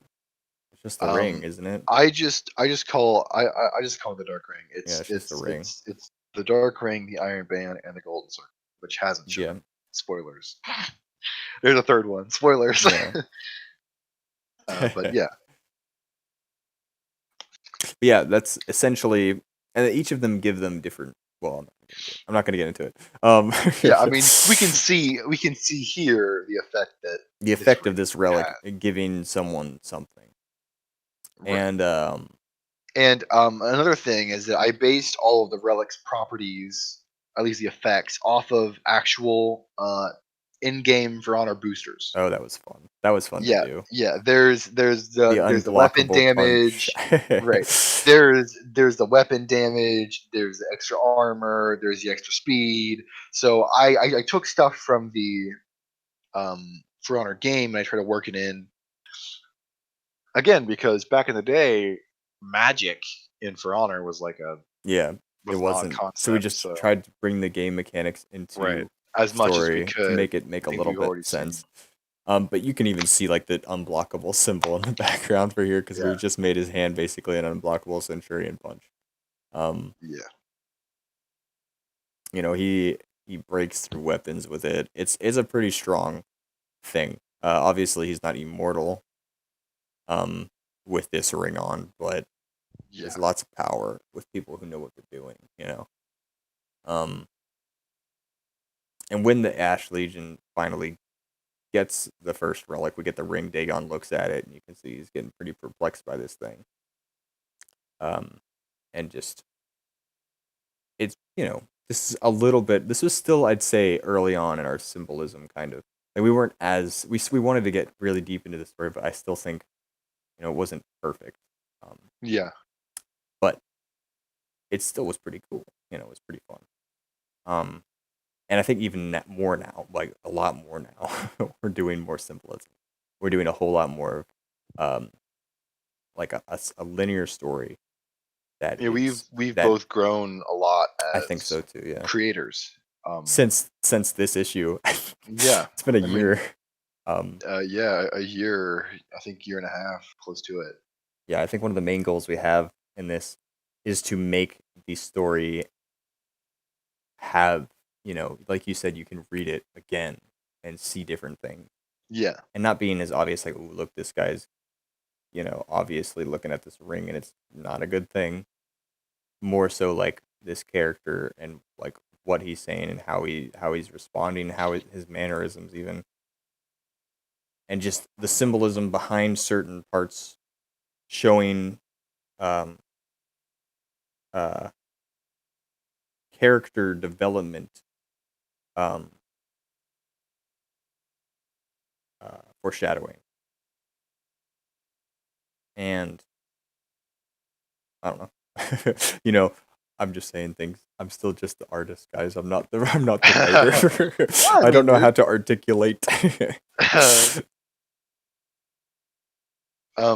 But yeah, it's definitely been fun for us to come back to it. Oh yeah, it's been Especially fun. We've only after been doing it for a week, for a few probably. weeks, maybe a week and a half. Not very much, Um, but but it's been fun to come back. It's been a lot of fun for me, especially. It's I've always had a soft spot for the comic, and being able to do it again is a lot of fun. well, it's good to be back, man. It's good to be back. Where does he say it? It's not on this one. Um, let's look at some more of the art stuff too. Let's see. So we've got the art or the no, the color. That's what I meant to say. And with the color, I know that when I'm doing digital stuff, it's really important to make sure it's consistent with the characters' colors. So a lot of times when I'm doing a character, I'll just go back to the last page that he was in and grab the color. Excuse me, and grab the colors straight from that. And that's something that's nice is I can just hold down right click and boom, now I have the color of his vest. So when I'm doing the next page and I'm drawing his vest, just use the same color, no problem. Sometimes that would be an issue drawing with PixArt, but with this technology, by the way, I haven't mentioned what studio or what drawing application I'm using. I'm using Clip Studio Paint, which is just a basic art program, and I'm using a Wacom tablet to draw with, one of these guys, and it just translates my pen movements onto the screen. You know, as a mouse essentially. When I touch, it clicks. And there's some buttons on the thing and some other little things, but essentially that was something that was really interesting for me. The transition of drawing from paper pen to digital, I think, was a big stepping stone for me, just because it takes a lot longer to draw on pen or on computer. But there's a lot of advantages as well, like the high quality, like the being able to undo.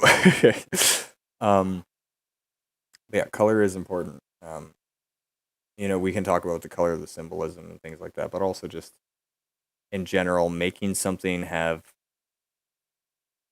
color consistency, I suppose, not only as throughout the pages that the character has the same colors, um, but also making colors almost appear in the same palette of uh, atmospherical lighting, like the lighting, I guess is what I'm trying to get at. So this looks very flat right now, but when you add the shading, when you add the um, lighting, um, what it does is it gives it texture. It gives it a depth that you didn't have before, and it really solidifies that this is an object rather than just things that are colored.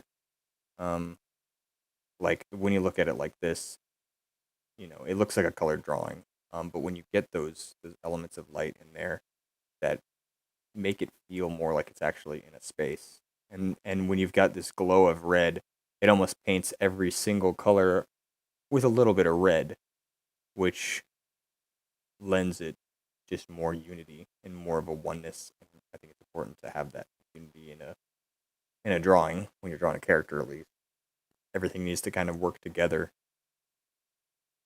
Um. Hmm. especially for um this shot. Oh yeah. Having this, because this is what what you could say the main character of the comic book series we're wearing, right? Oh yeah. I mean, well, the Like design in right. general. I love designing characters in For Honor. Yeah. I'll spend hours and hours designing a random loadout that like maybe two people will think is cool.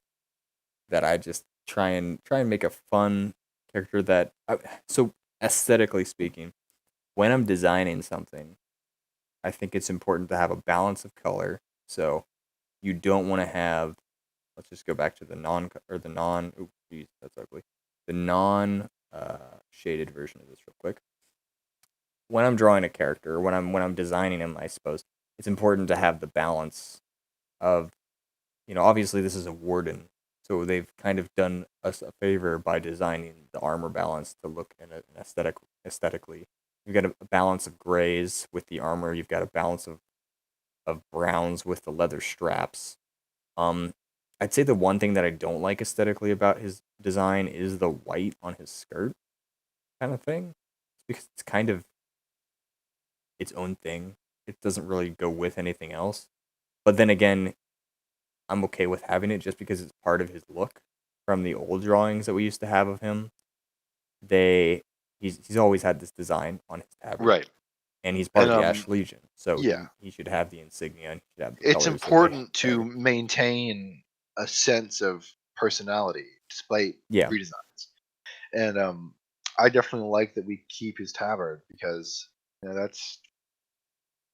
that's part of Creed. That's yeah, that's part of his look, and we didn't want to change things up too dramatically, um, which is why we kept a lot of the same Warden armor. mhm. It doesn't look Even his shoulders too and his right. hands and his like almost everything looks similar except for maybe his Yeah. helmet.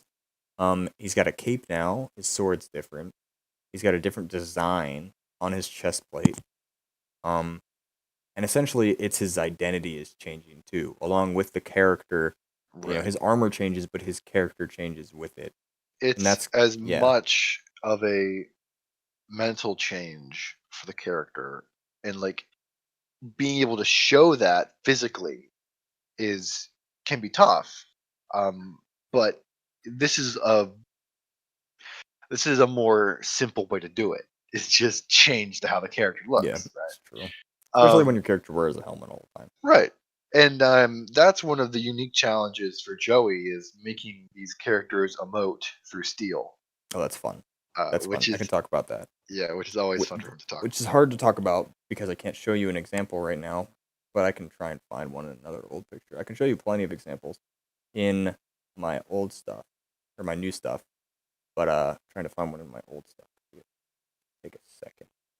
Um, essentially, the way that I try to convey emotion through armor, you know, through especially because it's a comic book, so you can't really convey certain kinds of subtle motion.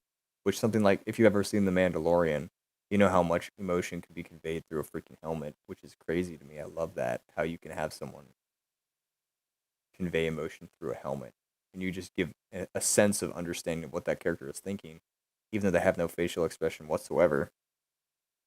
Um, what I try to do is essentially that same thing. Is it's a lot of the angles of what's going on with the character's helmet. I'm trying to find a good example of this, and honestly, I didn't do it as much in my older stuff. I didn't have uh, a great a great example that I can pull up that I have off the top of my head. Um, even the angle of the shot, well, especially the angle, I'd say, angle of the shot, the way that the character is physically moving in the shot. Um, it's something like a lower angle. You can make the slits of the helmet change shape wise because of the angle, and through that angle shape, you can make it look almost like someone's eyes being angry. You can make it almost look like someone's upset. You can make it so it looks like someone's like cheery. There's weird ways that I feel like I can convey it, um, but it works. And right now there's not really a lot of emotion going on here, um, but even just looking at this this helmet and this stance and this angle, you almost get the sense that he's looking down at you just because of where the angle is. It's not like he's Right. looking off in the distance. He's almost looking down and towering over the Yeah. camera and And being quite with formidable the lighting too. with the lighting. The lighting With the definitely helps. lighting, Let me turn that on real quick so we can it see it again. it gives the impression that um especially with the scene, I mean with the whole scene, it's supposed to be a like here you go, ta-da kind of moment. But Hmm. as the audience, we see this and we It's a different feeling. it's a different feeling. It's not a We cheerful reveal. right. We know that this is not Good a thing. a good thing. It doesn't look very enticing. Like I wouldn't want to put that on. It doesn't look very friendly, and that was important to us to try and capture that because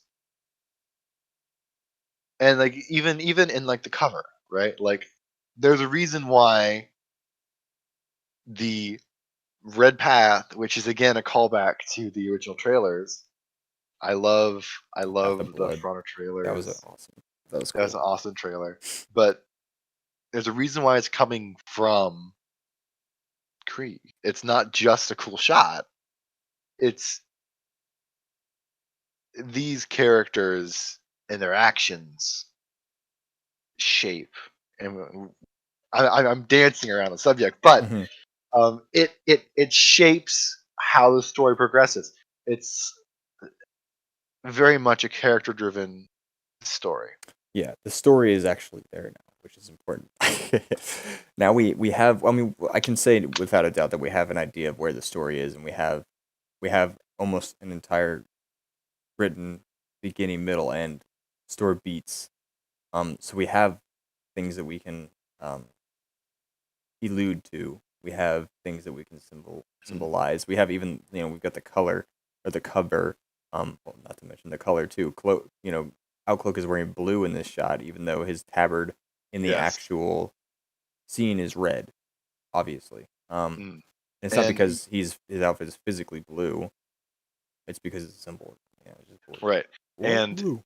the more that, and again, with this whole color theory thing, assigning characters colors, Krieg is red, Outlook's blue, Dagon's yellow, you'll see it if you pay attention to the comic. You'll see that we have a lot of this stuff, and like Outcloak is in scenes with cooler colors, and when Dagon enters the scene, then warmth comes in, Yeah, and like we'll have things like that happening. and more than And just color. There's rain and and right. and And then how we much have more. elemental kind of um, interactions there as well, because um, like the Dark Ring with Dagon and fire. So Yeah, we like to have Dagon in scenes with big roaring torches or like bonfires or like that feast scene. It's very well lit. It's very bright, and yeah. like that's Let me not pull it up. that's yeah that's of course, it's a feast. It's going to be well lit, but also Dagon commands that scene. He's in this brightly lit, warm space. His color is dominating the scene because that's a triumphant moment for him. Whenever he's giving that speech, and then even here, they're on a quest for Dagon, and they're cutting through all this massive yellow field. Let's see. Let me pull it to the top.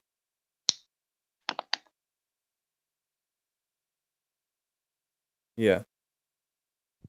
No, yeah. I mean, let's see.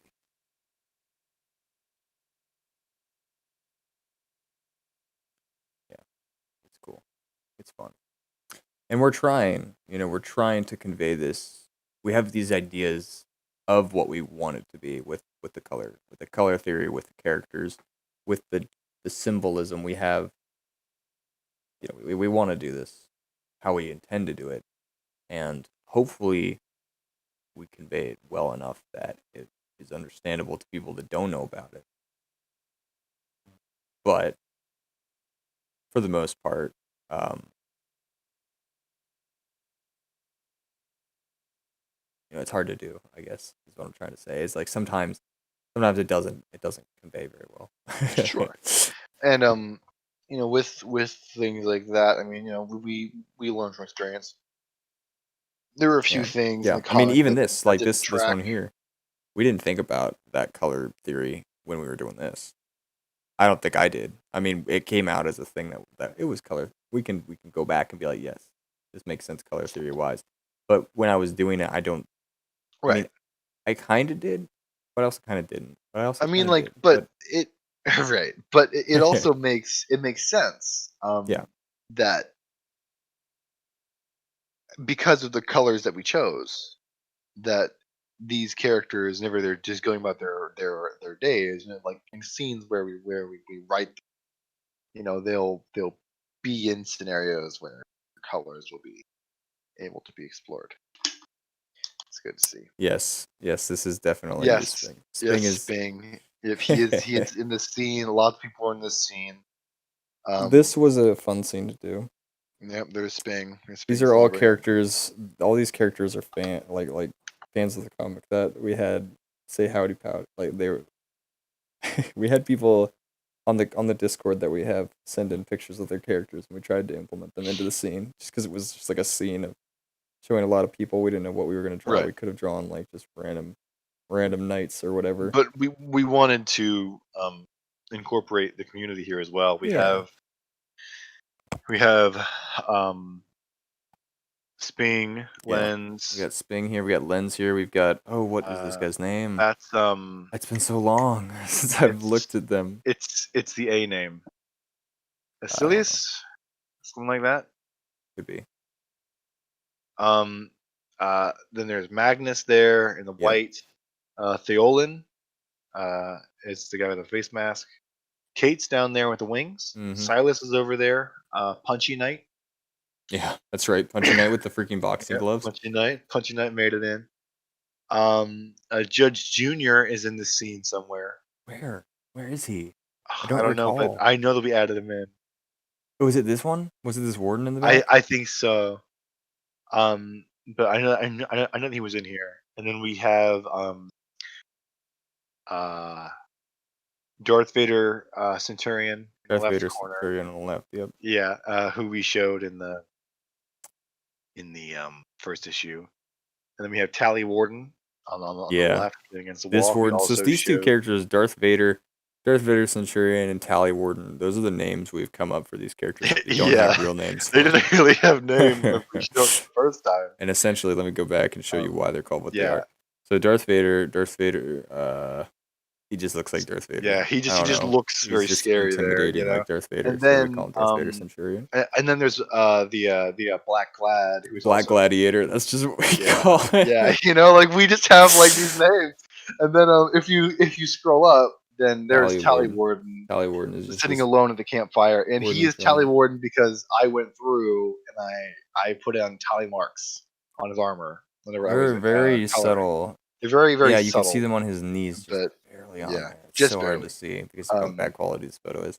But so we got Tally Warden, Black Lad, and Darth Vader Centurion, and they're all at the feast table as well. Sure. Yes, sir. And who else is there? Virtue, which is this peacekeeper. Yep. This Lady Fran, which hasn't really been introduced that well. She hasn't been explored much, but she's been here.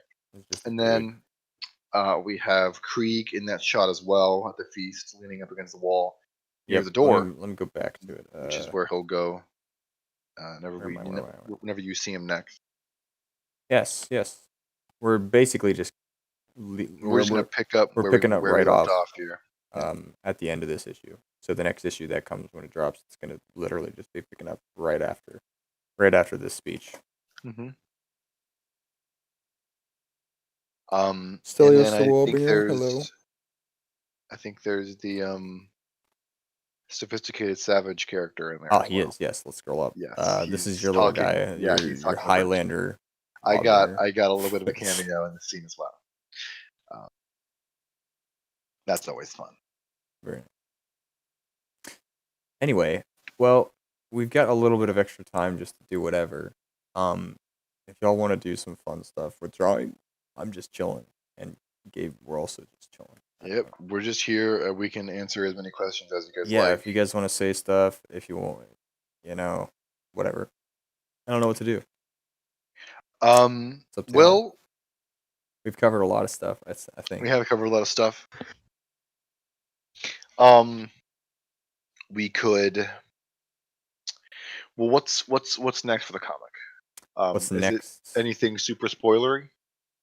You mean what's next issue-wise? Like next page. Next page. Well, we've got the script I can pull up if you want, but it's essentially the reaction to the last scene. Yes.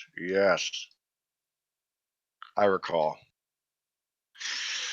Which doesn't really spoil the spoiler. Right. It's hard to say. We want to have. Part of me almost doesn't care about spoilers. Like, as much as I like having, a surprise in certain things, sometimes it's not a surprise. A lot of times the things that are supposed to be surprises we just send to them, like the picture of the armor. Right. All right. Well, how about we ask chat? How do they feel about us working on the next pages for this issue, or would you prefer to read it all for the first time whenever we release it? Should we just go through the first? Should we just go through what we've got? The first. Do you guys want a sneak peek of? You guys want a sneak peek of the issue? first issue? That would be kind of cool. Give a little reward to the 7 you guys people watching the stream. Yeah, like thank you for coming and hanging out with us. You guys deserve something. Do you want a sneak peek? Nah. No, We, says we, God's we son. got one nah. Perhaps Perhaps. do it. Do it. All right, here we go. Come on. And we could talk about it a little bit, and that way I can give some more examples and stuff too. Um. Oh, JK. Okay. Well, if you okay, I think they were getting I a think pretty resounding sneak peek. So I if you think so don't want too. to see it,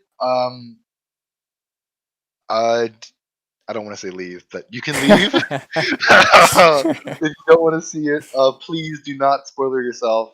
Here's your warning now. We're gonna open them up. All right. We'll give him a 5-second warning. 5 seconds. Leave if you don't want spoilers. 1, 2, 3, Mm, 4, 5. Okay, we'll open up. okay, here we go.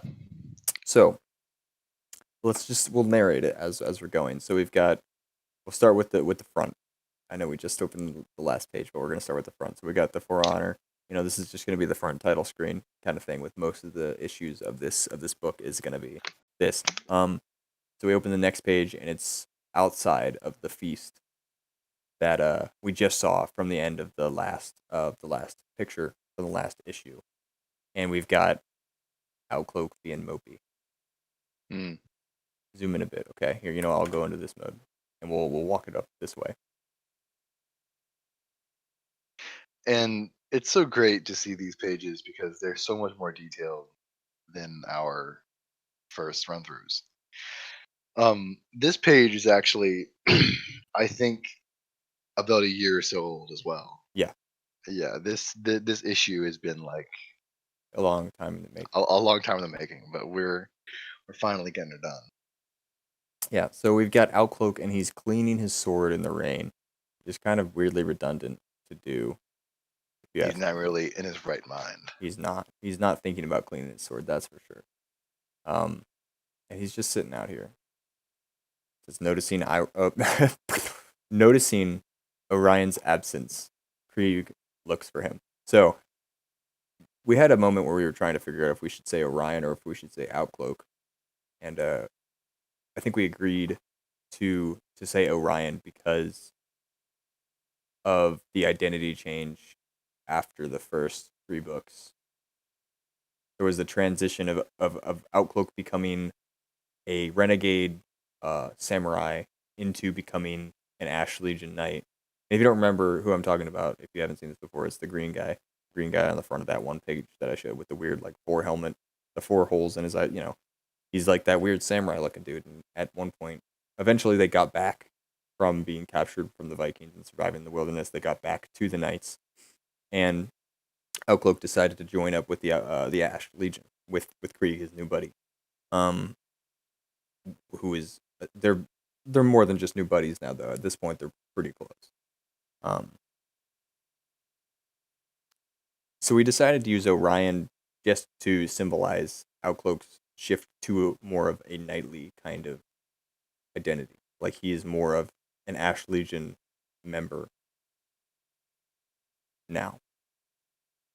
He's got his Ash Legion cloak, and we got this scene of over the shoulder, looking from the brightly lit door that Krieg has just left the feast, and he's looking down at Outcloak. That's essentially what's going on here. Go to the next page now.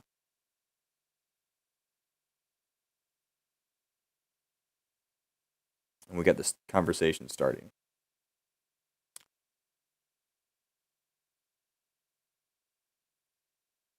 So we see Krieg say, "There's a party inside, That's how I used to say for Krieg. That's how I used to say for Krieg. Right. And then Outcloak's just quiet. I know. It's yeah. And this isn't how they normally talk. Outcloak normally isn't like this. It's obvious that he's No. not really feeling it. Yeah. And if you're confused as why Outcloak's looking a little strange, they did. Well, actually, he's going to mention it in the next page. But let's just go over what's going on again. So we've got Krieg standing. You can still see the light around his shoulders, kind of rimming his character. the fire from the inside of the castle. And then we switch over to Orion. I guess I should call him Orion. I'm gonna call him Outlook or Orion. I don't really care. And he doesn't have any of that lighting on him. He's mainly just covered in the water from the rain. And you see him look in the reflection of his sword that's wet, and kind of looking at himself as through the mirror of the sword. And it was fun doing the rain, because you can do that. There's a opacity meter on some of the drawing, and this is just a PNG, so I can't really do like in-depth stuff with the drawing, but I can pull up that later if I really want to. That was fun doing the effects. This is like one of the first times I got to really mess around with both water effects and lighting in this way. And also the difference, a big, big difference between the old comics and this comic is the layout of the panels are hugely different now. And that's because we have this ability to have layers. Which you don't have with other stuff. Like you could draw layers on a piece of paper. But with this it's a lot easier to get the depth that you want with layers of panels. Like having this panel being in front of this panel is a lot easier to do on a computer. But yeah, that's something that's really been changed too, is the layout of the comic. And so Krieg says there's a party inside, he's telling his buddy, there's a party going on, man. And Outcloak just acknowledges him and says, I know. Page 3. And Outcloak stands up and decides to start talking back to Krieg a little bit more in depth.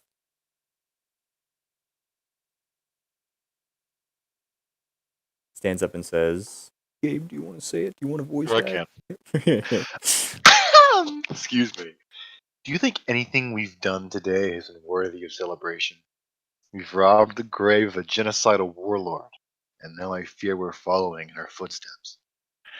So obviously, What are you saying? I forgot to. not not very pleased with how things have been going. Yeah. So, and if you don't remember what's going on, they just came back. The reason they're celebrating is because they've got both the obsidian ring that they got from the Dawn Legion, who they just destroyed essentially. Like they destroyed the leader through a combat, like a champion combat thing. A trial by combat. A trial by combat. They were able to defeat the leader and become the leaders of that keep. Right. The people that were living in the keep were just like, okay, we surrender. We don't want to fight. We don't want to die. Because they knew that they were outnumbered. And so they've taken this keep and they've got this relic. And then right after that, Outcloak and Krieg and Magnus go out on an expedition to find Apollyon's corpse or grave. And they find it very, very easily because of Magnus's help. And now they've got both relics, both Apollyon's relic and they've got the ring as well. And so Outcloak is kind of chilling outside, not taking part in the festivities because they're celebrating this ransack of the Dawn Legion keep for the relic and this this grave robbing. And it's more so he's not, I wouldn't say he's upset about them robbing a grave and about them sacking a castle. It's more so he's upset about the relics that they're holding on to so strongly and that they're hunting down almost. They're like getting these objects of power, these magical things that are dangerous. And he's more so worried about the idea of them using these relics rather than actually just the blatant sacking of the castle. I mean, I don't know if he would sack a castle himself, but yeah, and you have to remember that he's also not been in a legion for some time. Yeah. So he's been away from this life for a while. And then he gets thrust back into this kind of war and plunder and yeah, it's different. It's a shift of lifestyle for him because he's been a renegade mercenary for a while, just doing things. I don't know if I ever said he was a mercenary or not, but he was just a guy. He was just doing his thing. And now he's part of a a community of knights. You know, he's part of this legion, and he's representing something with his armor, and he's representing a cause that he's not sure about whether or not he likes. So he thrusts his sword into the ground right after wiping it, which is kind of weird to do. We get this cool gush thing that I love doing. Um, and Krieg is kind of being someone who's been in a legion for a long time. The whole point of him in the previous comics was trying to get back to his legion. He's finally got back, and he's excited, and he's celebrating with his fam. But he's kind of upset that Alcloak's not there with him because he's made this friend along the way. But yeah, that's kind of what's going on here. Let's go on to the next page. We can take a look overall at this one. Speech bubbles are fun to do as well with this art program. The art program is, I think, mainly for mangas, for anime. Yeah, God's heart. You're pretty right about it. But this is a little bit weirder. I wouldn't say it's as. I mean, it's similar to the Night story in this aspect right now. He's quoting the "I swore an oath" thing. If you didn't see that, Gabe. I saw it. That is a good scene. That's a really good scene. It is a good scene. It's really cool. The And story, it is similar. It is similar. It's not to that extent yet, but not it might yet. get Maybe that yeah, it to that might get point if things continue on at their current pace. All right, let's go on to the next page. So that's all that's going on. That one. Okay. Oop, I opened it up in a different format. No big deal. All right. So we have a nice, haha, beautiful look at Outcloak's hair. He's rummaging through his hair. You can just see visually that he is not feeling it. He's quite confused. He's probably pretty stressed. And it's important when I do close-up face shots. Like, I'm not a great artist when it comes to face and emotion like that. Like, I think I did a decent job on this, but there's some scenes later that are hard to recreate. Like, you can see in the Vast one, like, that's not my favorite looking face.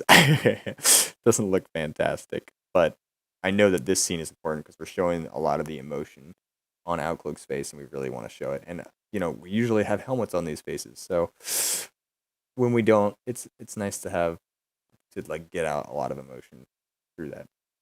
And so Outcloak says to Krieg, I'm waiting. I don't know, dude. Krieg. I'm waiting. I just need time. I need to think. Right, and like it's that I wanted to like the I wrote, I believe I wrote all the dialogue for this Yeah, issue. you did. And for Outcloak's dialogue here, I wanted to get like a repetition, a kind of I don't know, I need, so I just need time. I need to think. He's repeating these.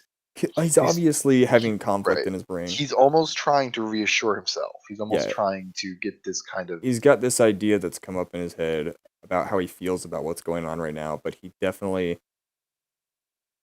isn't ready to express that completely. And he's not, I think, ready to express that to himself. He doesn't want to accept that's how he feels. And he's kind of fighting himself in that aspect because he's got these friends like Krieg who he trusts. And he's getting these conclusions in his mind, like, this is stupid, like, why are they doing this? Like, this doesn't seem like a good idea. And he's at conflict with himself, as anyone who is in this position probably would be. And then we see Dagon peeking through the door, and he's listening to the conversation. We don't know for sure if he's listening because it's not a movie, so you can't really do that. But a great detail that Joey added in is you can see the light from the door behind Krieg and Outcloak in this even in that shot panel, yeah. So we don't really know how long Dagon has been listening exactly to this entire conversation because we can't see the door in any of these other shots, yeah, except for here, which is covered up. That's right. So we're not certain how long Dagon has been. The light is still hitting Krieg in those other shots from the door. So yeah, we don't know how long Dagon's been listening to their conversation. Yeah, it's true. I mean, there's windows here, but right. It's not just him. It's not like us showing him there was the start of him listening. Right. Right. Right. So And so we continue on, and Krieg kind of answers Outcloak's uh, wording by saying, Orion, if you're having doubts, I un. And with that, he's right interrupted by by Dagon. Dagon, and he's so much fun to write. Krieg, Oh, like oh, I love he's Dagon. so much fun to write, and he's a lot of fun for Joey to draw. Oh yeah, he's He's definitely one of my favorite things to draw in this so far. Has been so much fun drawing Dagon and his the amount of expression that he has. You'll see in a few minutes. Yeah, Dagon. You guys want snacks? right. Yeah, But he's a lot of fun. We've had a lot of fun with Dagon. yeah. So Dagon interrupts the conversation, seeing Krieg out here in the rain, and he yells him, he calls for him, Krieg, my boy. And you can see as soon as he opens the door completely, the whole shot is kind of enveloped in this yellow light, which is kind of evocative of, it's just that whole color theory thing again of it being, look at all this light that and fire that he brings with him. He brings a whole different attitude when he just hops up on this podium and yells Krieg. What page are we on now? 5. Yep. Now, this is, I believe, the first new page that we've done. Yes. We did the speech bubbles for this scene was already done. We did the Yeah. dialogue, Within the past week, we've done the dialogue for this scene, this page, and then the next page, and the the next two page. other pages. Yeah. So we've completed 3 pages in the last week, more or less. And it's at this point that Dagon, he grabs his shoulder, and he's basically like, he's still kind of in party mode right now. He doesn't really realize, or maybe he does. There's this important conversation going on. He's kind of interrupting it, and he says, I know you were never one for celebration, but I can't have my second walking out of my parties. What would the men think? And that's not his voice, per se, but that's just what I'm Right. saying right now. I don't Sure. know. We haven't really decided on how Dagon sounds precisely, but the attitude comes across pretty well. Right. The attitude is he's being jovial. Because Dagon and Krieg are also old friends. Yes, they are. I mean, They've they're been in the friends, first issue. If we look right, back on what the other one was, all the way back He's- to issue number 1. Oh man, I just kind of want to back at it one Yeah, more time. Dagon and Krieg are together. Like they're really old friends, and they've been friends longer than Outlook and Krieg have. Yes, they have. I mean, he's literally his boss. Yeah. But not only that, if we think back on his childhood, Krieg getting put into the Ash Legion later on in his life after his father left for the war, you could say Dagon might have Be even kind of have a been surrogate father yeah, figure. almost. I don't Yeah. know exactly. If not a brother or a father figure, kind of like that. Where is it? There's a nice shot of Dagon around here somewhere. I think I missed it. It's up here. And what even compounds that surrogate father figure thing is Dagon loses his son Here it is. in this scene. He does. His son gets ka-chonked. If you didn't remember. Um, This is Dagon's son. Like yeah. what? Like 3 years prior to this Mm-hmm. going on. Yeah. So Dagon losing his son, and now then he loses Krieg shortly afterward. Yeah, because Krieg gets captured Mm-hmm. and he's just gone. So Dagon's probably living on his own, kind of trying to find another Right. source of And wisdom. now Krieg is back, and Dagon is really happy. Yeah, he's it's partying. He's got his. right. He's like, where you going, bro? Yeah. This party.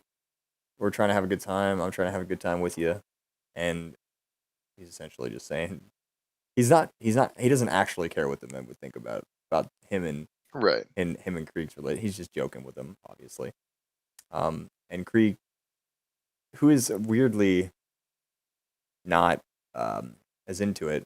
He's just saying, "When the fighting is done, I'll attend as many feasts as you like," because he's kind of like he's taking it literally. Um, Right. Krieg isn't Dagon really doesn't one need him for to take it literally, right. obviously. Krieg isn't like really one for joking, but Yeah, also Krieg is in the middle of a conversation, yeah, he was. So he's and kind of taken aback by this as yeah, well. he's trying to get back there, but in the next shot we see that Ah, yes, Outlook is gone. yeah. So in this shot, it kind of establishes that it's just the sword sitting here now, and you don't really see Krieg, or you don't really see Outcloak sitting around anymore. So it's insinuated that he's kind of left at this point. Um, and Dagon replies even more jokingly, kind of like, well, I got not that jokingly. He says, why don't you come back inside? I have a gift for you." He's telling him, "Come on back inside. Come on back." And then Krieg gets a little bit confused about it, and he's like, "But why?" Because Krieg Right. Like in doesn't Krieg's mind, see it. he's a soldier. He was just Yeah, doing his job. You it's know, not. there's no It's reason. and that's another reason why Krieg isn't really partying. Although Right. he takes the act of taking a castle really seriously because he's a soldier and he wants to do his job right, but he has like almost this honor that he tries to bind himself to of, it's a necessary thing to do. He's not enjoying hurting people, he's not enjoying killing people, but he Yeah. does it because he thinks it's meant to happen. Like he has to for the greater good of the Legion. So he's a little bit confused when Dagon tells him he has a gift. And then Dagon says, Because you won me a castle. It's that great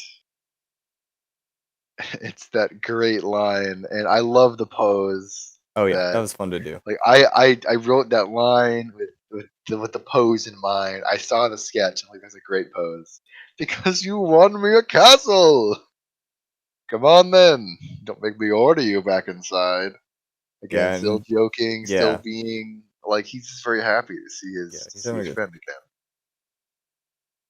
again. and with that, um, this scene kind of cuts into the next location, which is inside,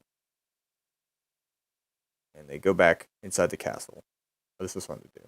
Oh, this is fun to do a lot. So Yes, there's a lot of fun things in here. there's a lot of fun things going on right now. We get to see Dagon's face. Who'd have thunk? Who'd have thunk Dagon's face finally getting shown?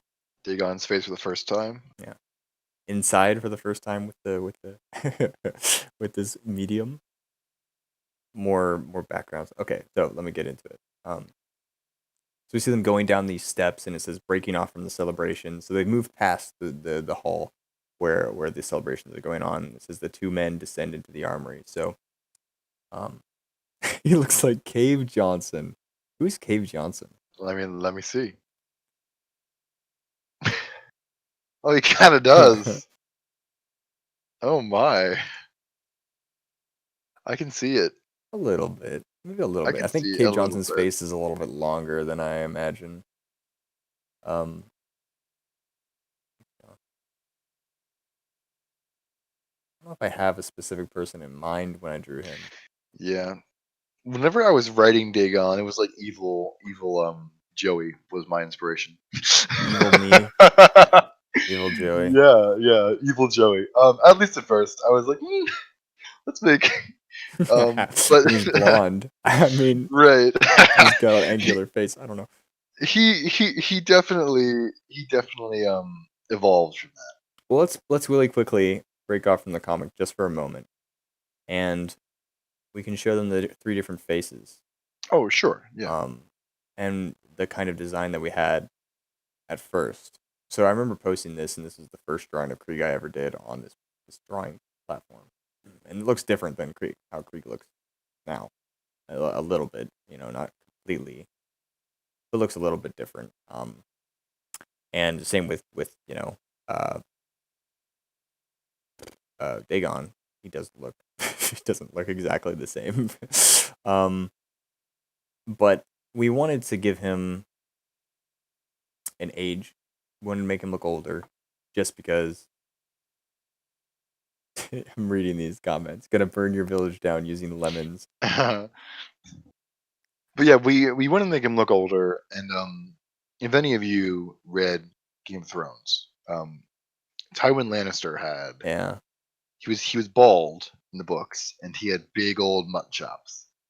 mutton chops are cool. Um, so I wanted to poach that. So I gave I said let's give Dagon mutton chops because he, in a lot of ways, he reminded me of like a Tywin Lannister kind of character. You know, He's not. He's not exactly like Tywin Lannister. not Obviously, if you not look at him exactly, in this page, he's not very Tywin-y. but Yeah. definitely in his he's His position. intelligent. He's a strategist, and these are the kind of things that I wanted to explore about Dagon because I don't like um antagonists. You could say antagonists quotation marks. That are just kind of just bruisers. I want somebody who is intelligent. I want someone who can challenge the audience's assumptions, and I wanted somebody who could have motivation that's understandable. And Yeah, I think it's always important with a villain is to right, make him like almost like an anti-hero a lot of the yeah, time. Like not exactly a villain, but I mean they might turn into the antagonist, but it doesn't mean that they're wrong a lot of the right, time. I think that's important is to make them interesting in that sense of just being normal people. Um, but it's hard to do that sometimes. You know, we're trying to figure out a way to do it, but yeah. we'll We're see. our goal here is to make sure that all of our characters are treated with care and respect, and that their unique viewpoints that they achieve that they've gained from their lives are represented. And I think that we've done a pretty good job so far. Um, In this issue, right, for like sure, I think we've um, put enough effort. I think we've put a solid amount of effort in each character in their portrayal in this issue so far. and they're and like taking their backgrounds into account. And even though they're all men on the same side, it's obvious that they all have different goals. Yeah, I agree. Very cool. Anyway, so they descend down and oh, this is cool. I liked so he takes off the helmet and you can see kind of like the water dripping down like almost like motion as his head moves up above the helmet. Because he's still wet from the rain, of course. Um, Mhm. but you know, you get the warm light from the fire on him. Um, and he says while they're walking down the steps, I can't let my best soldier have ordinary equipment. And he takes off his helmet and pulls back this curtain and says, I know you want one for needless adornment either, but. And you can see, I guess we'll show a little more in this one since you haven't gotten a chance to look at it.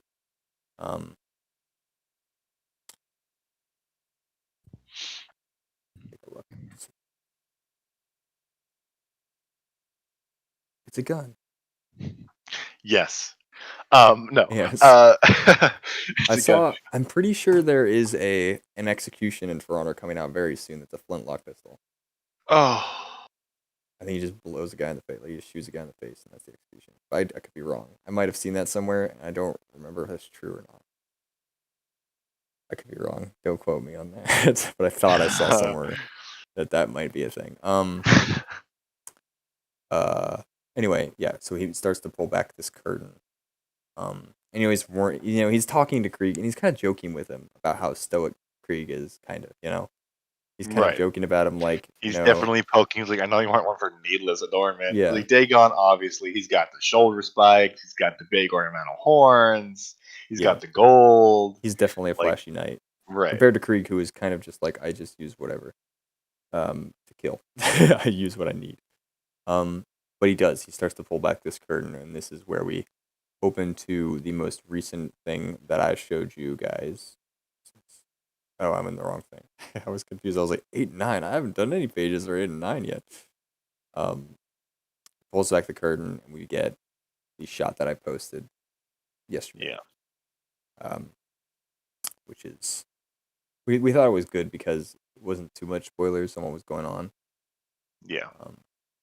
But it was something we could show you that was like, ooh, soon TM, Ooh. Yeah, and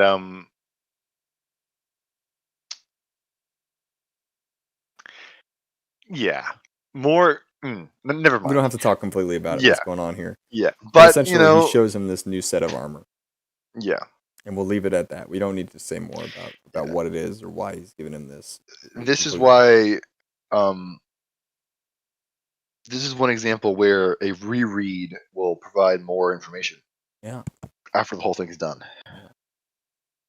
And as to why he's Learning. giving this set of armor and what this set of armor is, and just in general as to the identity change for Krieg that's coming with this set of armor Hmm. and what it's going to bring, you know. And he says, "I thought you might make an exception because it's a gift." What if Krieg was just like, "Nah, And it's pretty badass too. it's pretty badass, man." Yeah. Yeah, pretty cool. I like the design. I will say, I've always liked the helmet. Like, I'm not gonna get into it, but when Warmonger's armor got shown, I was Hmm. livid. Too bad I don't main Warmonger. Too bad it's just Warden. But basically, you know, he's not. This isn't a Warmonger character that Warden is, or that Krieg is changing into. This was designed before Warmonger existed. Yep. We Um. had Salays, we had the mm, sword breakers, yes. we had the capes before Warmonger. UB, This was like years. But give us our don't. money. Doesn't matter. Doesn't matter. I'm just kidding. But yeah, Krieg's getting a new look. This gift that Dagon has given him because of his successful sieging. He now has this armor fit for a second of the Ash Legion. Mm, the new Ash Legion. Yeah. Anyhow, that's kind of it. That's where we're at right now with this issue. A little sneak peek for y'all. You will be the first to see it. And we hope that you enjoy it when the full thing gets released. You'll see a little bit more of what's going on. Hopefully, it will be within October that we release it. I don't know. I'm not gonna say for sure that that's. Yeah, these pages They take take a take long us time, hours to do. hours and hours to do a One single page, page takes about like 4 hours, maybe more. Like maybe more, depending on. that's, and I've also got more work starting. I don't want to get into it about how long or how soon, but Right, and like assigning timetables and due dates. It's done when it's done. yeah, I agree. And I Yeah. don't want. Yeah, I said it at the beginning of the stream too. No, this is turning into more of like, for me, the motivation is not to complete the comic. The motivation is just, let's just have fun. Let's just draw some stuff. Let's just enjoy creative outlet and I mean, do it passionately and do it thoroughly and do it well, but don't get caught up and overcomplicate things Right. in the reasoning of why we're doing it, you know? But I don't know. I mean, that we've covered a lot. I'd say we've covered quite a bit tonight. Um, we still have this drawing that I haven't really done anything with called live stream. So maybe for the final amount of time, I don't know how long it's going to be. We can draw something. Let's see. What do you guys want us to draw? What do you want us to work on together? What do you think, Gabe? Should we talk about something else? Should we draw or should I don't know? Let's get well. Gun. We get a gun. Remember those drawings I did for Reddit that were like weapons, and the weapons were holding people? Yes, Those were awful. I Those remember were so those. I bad. love those. I also love them secretly. Okay. Well, how about we're getting pretty. You know what? Hmm. We have two big characters coming up in the far future. Um, it's a big Viking Jarl Oh, that's right. Oh, and our Moshe type. true. So, would you guys want to help us do some Yeah, initial sketching and character design that's a good idea. for those characters? They're really important to the story. Like They're they're gonna fairly be important. They're fairly in important. in quite a few scenes. If you guys want to pitch in on some design ideas, we can do that. Yeah, help us design because we don't have any kind of idea of what the design for those characters are going to be. Aside from the Viking guy is big, like He's that's really like the essentially only I'm like I picture Highlander, but not Highlander Highlander, like but similar bigger. looking kind like a big Highlander. He's a big Yeah, guy. he's a big guy. He's You a a big huge guy. guy. And then the other character, the Aramusha. Hmm. Um, I can't remember exactly what that story entails that he's going to be in, but I think It's him and his brother. yeah, okay, and he's the lesser of the two, right? Yes, Okay, so yes, yeah, he is like the almost Aramusha. yeah, If you know Aramusha as a character, his backstory and how he's kind of like this, he's almost like the conqueror of the samurai. He's like this mercenary type thug. Um, so a thug Aramusha almost, but not so much of like a bad guy thug. He's a thug, but he's not. He's like a poor dude that lives in the streets. um, and then we've got the big like Jarl type Viking. yeah. And aside from that, we don't really have any concrete designs. That's right. As we have the idea of what the characters might look like, we don't really know much about that. Other than that. So let's do that. How does that sound? Does that sound good? I mean, we got some people saying, "Oh hell yeah!" So in Kyber time. I don't know. Let's just get started. Yeah, Let's see what's going let's on. just go for it. Let's just see what we can drum up here. See where it takes us. Let's think of a stance. Or let's start with the Armusha. Let me just pull up a picture of an Armusha real quick.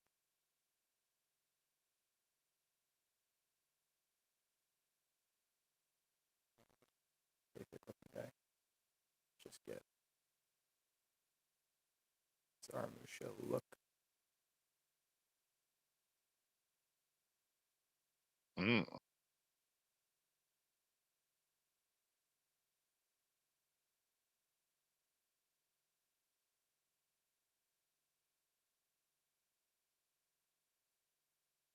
Sping is suggesting this armor. I'll send it to you in a PM Sure.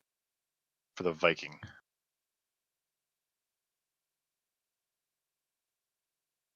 Van I liked it a lot, Sping. That's cool.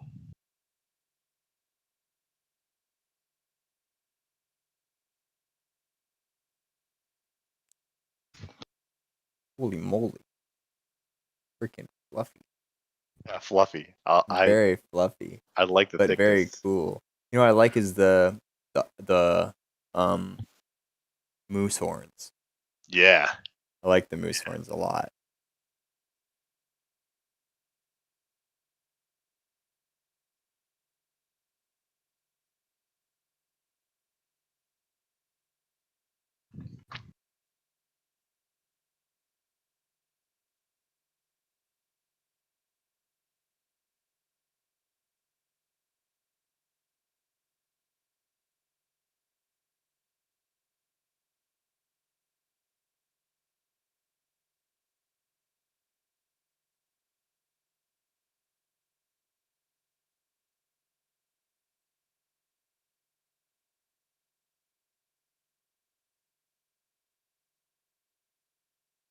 You got a cool looking Armusha sketch. Bit skinny. There. Better. We don't have any details. Do a pick on iPhone for Photoshop idea. I do like the idea that we got from the moose horns. I do like that too. What are those circles gonna be? Do you think? Little bombs, I don't know. How about we make them flasks instead for Sure. sake? Sake Make him a drunk. flasks. Make him a drunk. Yeah, down on his luck. Yeah, he is down on his luck. Ooh. That's a cool looking Viking, alright. Here, let me send you. Yeah, send me that. I'll just do this. I don't know how good this looks. 1 second. Let me pull up. Can y'all see this?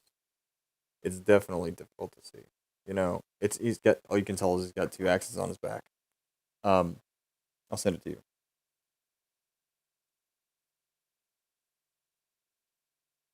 Now, I believe that we were pitching and Hmm.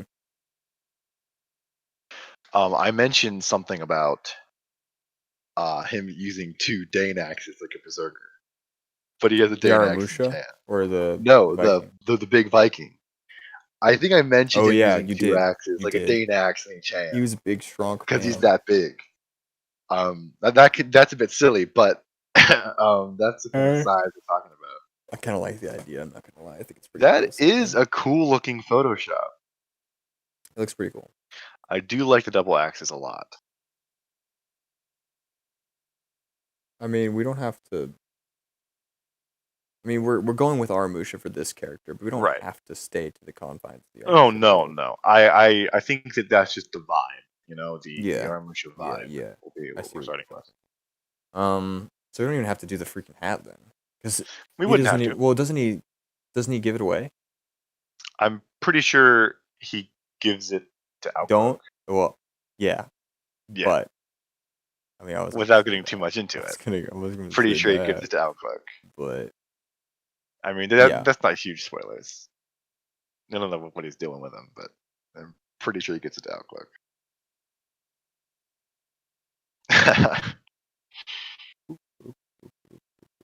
let's not even draw the freaking. Let's not even draw the hat on it. We want to give him like a cool iPad. Hmm.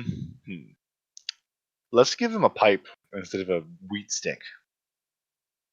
Let's give him like a Japanese pipe. He does all the. He does all the. He does the back guy. That's right. That's right. Suck it. What does a Japanese pipe even look like? I'll try and get one. They're longer. They're like This? yeah, actually, that's very very close. How did you get that so I fast? just guessed. No, I just yeah. thought something Here, look. kind Yeah, of Japanese like. let me send it to you. Looks like that. Oh That yeah. kind of vibe. Yeah.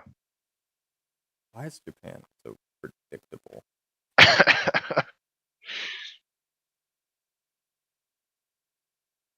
yeah. Easy peasy. All right. Spingfire wants us to make him an alcoholic. I agree. He should. He wields a double-sided Dane axe like Darth Maul. That's awesome. That's so dumb. But it's pretty cool. Maybe if they attached it, that would look kind of cool. I'd almost want this guy to help have a Darth Maul looking sword. That'd be We kind could of do cool like if he had. That'd be kind of cool. Like a Would be very samurai-like. double-bladed Nabushi weapon, Maybe. like a I don't know. two-sided Naginata. Naginata. I don't know. I don't know. I do not know. I like the pipe and I like the sake. That's what I Yeah, was looking for. definitely. Keep the sake. We keep the sake. I know Ilas is the theme, but a blindfolded Aramusha.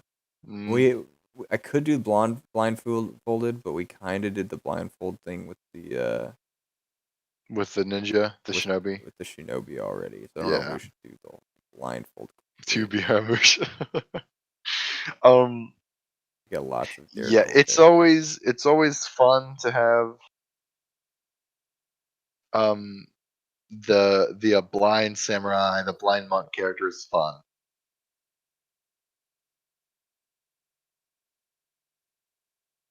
Mm, that's a good idea from these guys.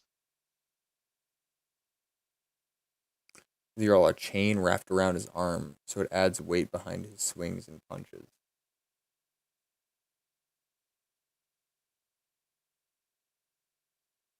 My Peace Gang or Wartard?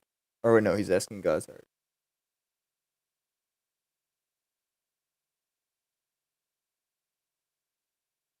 Oh, he's from the same clan as the other shinobi. Well, that'd be a little bit different. That would make things a bit different. I mean, it wouldn't be terribly hard to implement that into the story, to be honest. But Piece of war. What are we talking about? Piece of war. What? I think he's talking to somebody else. Oh.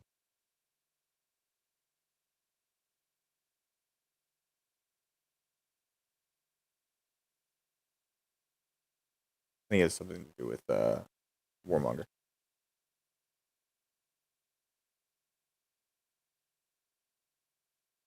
Ash, peace, or war?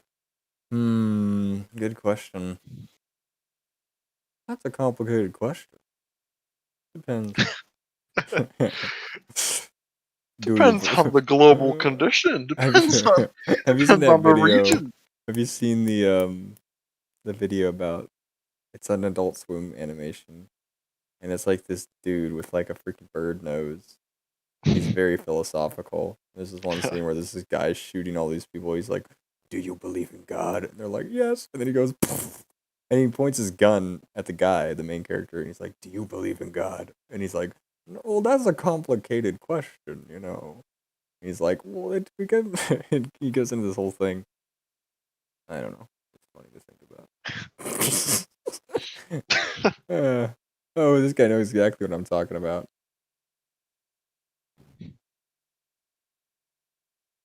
He can make sake bombs. You could just pour a bunch of sake on a freaking cloth and chloroform people. I don't think So it's how sake strong. works. No, the sake he has is so strong. Xavier Renegade Angel. Yeah, that's what I'm talking about.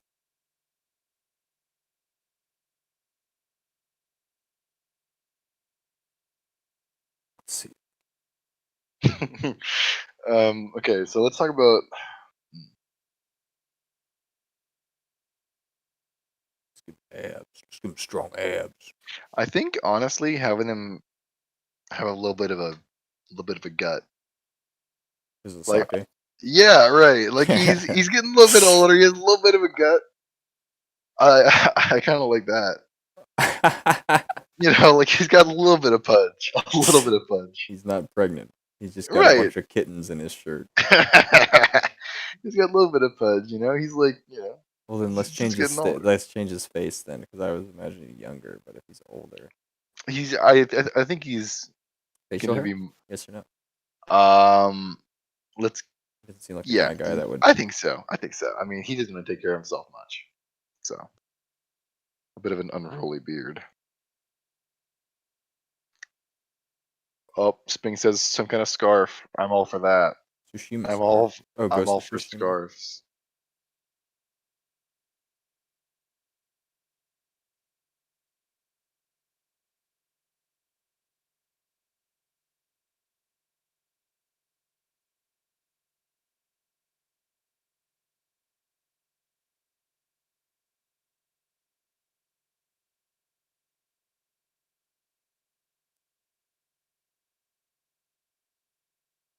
How's that look?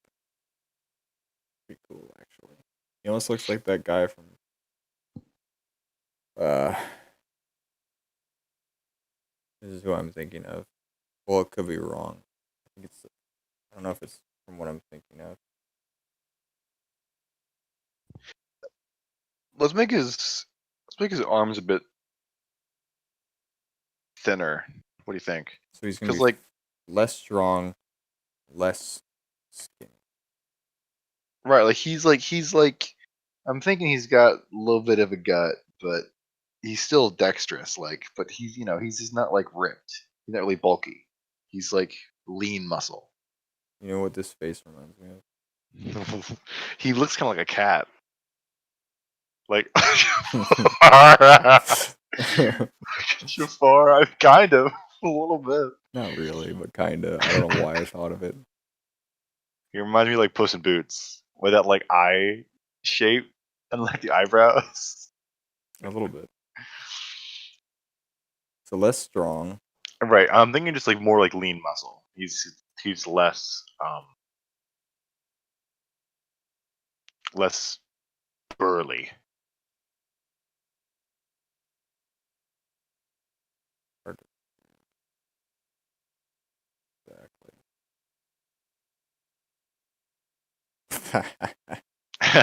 Oh, he looks like such a schlub now. He used to be a triumphant Ramusha, now he's just a some dude. I He's mean, bald? balding. Oh no. Oh no, what's that? Where they have their hair on top of their head. They have it like tied up on top of their head. What is not like a bun? It's like a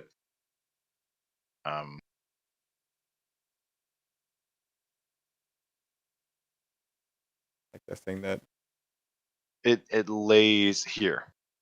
a comb over. Not really. Like No, that weird it's, thing where it's all folded up. it's like folded up in like a line, and then they lay it on top of their head. Oh, it's like that weird helmet that that Orochi has. Like this. So bad, but okay. I don't know why that's a thing in Japan. No, yeah, there's totally an Orochi helmet that is based off of that hairstyle. Essentially looks like this. I mean, either that or we could do like a top knot man bun with the sides shaved. That'd look kind of cool. I think that would be cooler. Okay, I let's don't do know. that. Maybe I'm not inclusive enough for Japan's culture with hair. We don't want him to. He kind of looked. Oh man. Let's see what people say. Edgy magic, but he has a cursed broken katana on his back hip. But as a last resort, he stabs it through his hand, and as he pulls it out, a demonic blade of blood is formed. Whoa, It's pretty magical. it's pretty metal. Pretty metal, bro.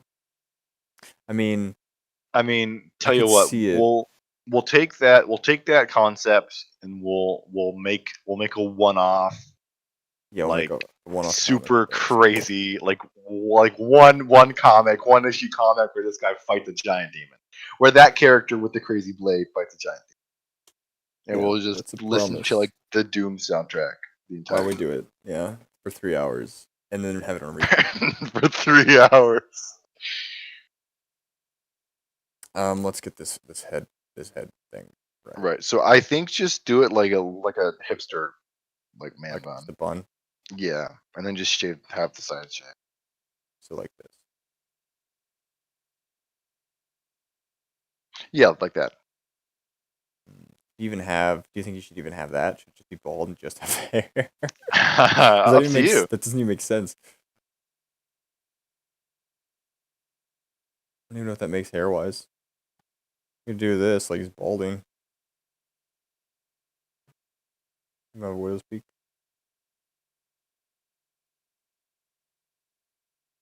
That's kind of cool. What do you guys think? Widow's peak? Give him a faded dragon tat on his shoulder, sure. Heck yeah, I'm all for it. It'd be hard to draw it over again. We'll give him a coat or something, so you won't have to draw it again and again and again in the scenes. But like we'll be sure to show it sometimes though.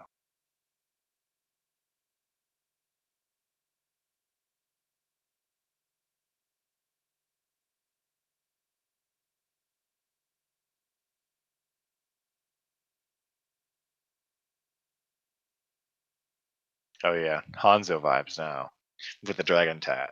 Hanzo vibes. I don't remember what he says. Can't remember the words. It's something about, I don't know. Uncle Iroh, but alcoholic. Pretty much. Pretty much. I mean, Kind of.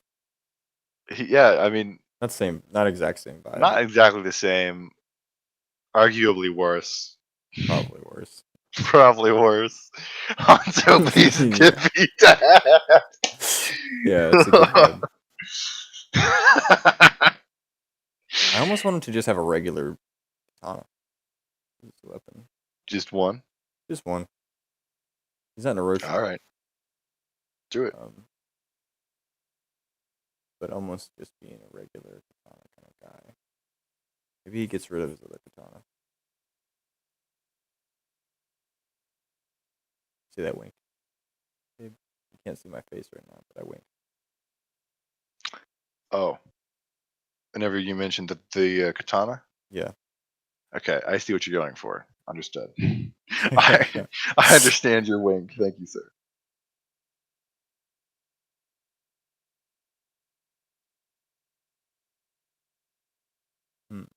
I like him so far. Pretty nifty. Banana cucumber. That's what I said. Banana Bamba. Banana bamba. Banana Banana Banana. Banana Okay. Bamba Bamba. So should he just have the regular robes that or what we could put like I think some armor, some armor on his leg? because he's Great. definitely like a mercenary type. So like, Yeah, let's do like this. maybe like some like This stuff. some studded leather. Not even leather, like or you know that something. wood, the like semi Yeah. wood armor for his leggings, Ooh yeah. but not for his chest plate because otherwise he would have to deal with. What we could do is this. We could do this. And you could have one of those cool looking arm, shoulder, back plates. You know what I'm saying? Yeah. Very cool. And then best thing kind of.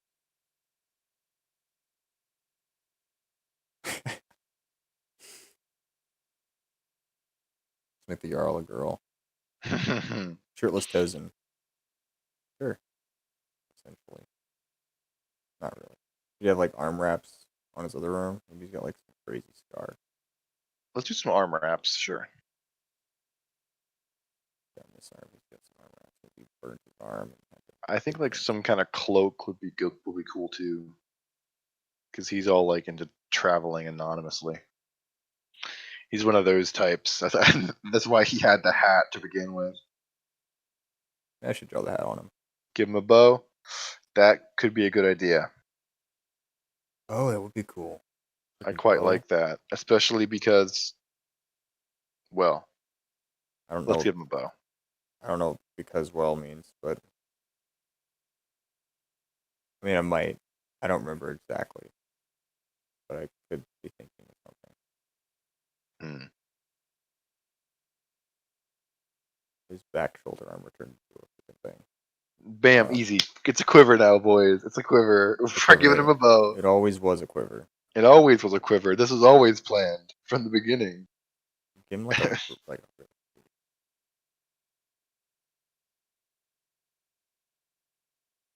you know, like the I don't know if the samurais had longbows like that. I mean, Well, didn't there weren't Japanese bows like super huge though? I'm pretty sure it was English. No, like I'll do some research. ready, watch. I'm right. I said bow, not bow. Stop A showing Japanese me long pictures. bow. I looked up Japanese bow, and this is all I'm getting. Here, Japanese bow versus English longbow. Do you see what I found a little. Joey, you just gotta get better at Google Boo, bro. Okay. Okay, so the This is what I'm looking Yumi and for. the English longbow are both long, and they are approximately 2 meters in length. So my bad. Yeah, like, look at this. Look You at were this right. thing. Look at that thing. It's freaking huge. That's where you hold it.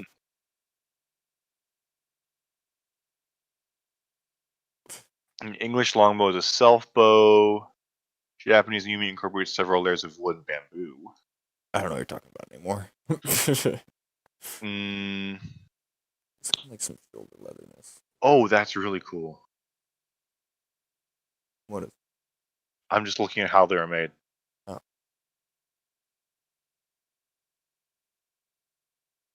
Usage.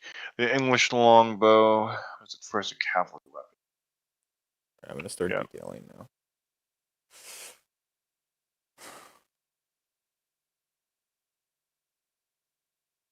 Maybe this picture will one day become part of the comic. Probably not. Draw weights of the English war bows were in excess of 100 pounds. The Yumi can be also made at the same poundages. And it'd be safe to assume that there were very heavy Yumis made for warfare that were in excess of 100 pounds as well. In today's Kyudo, the bows typically are in the 30 to 40 pound range because armor penetration and lethality are no longer a major concern. No longer a major concern. Just a minor one. Oh, Because guns, God. dude. All right. Well, that's pretty cool. Yeah. Okay. So you're right. about the same length. The design does differ. Do you have to hold them lower than a English Yeah, longbow? I'll just put So the like handle that. lower. Okay, cool. We don't want to be Inaccurate. inaccurate. And you look at this guy and you're like, wait a minute.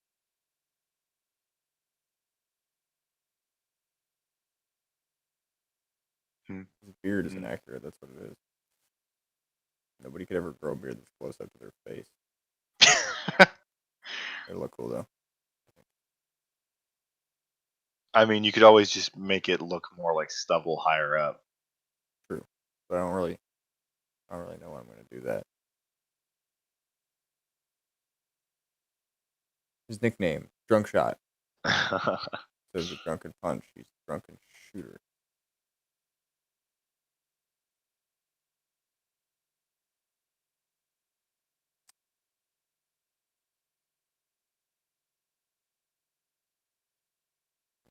Right about that stubble thing, but instead of doing stubble, it's gonna go his cheekbones. Yeah, that'll make him look more like a human. Looks like a Sasquatch, some kind of. Yeah, there we go. Yeah.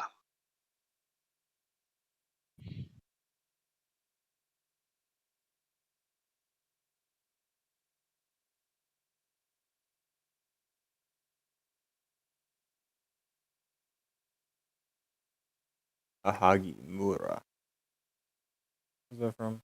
Hokage.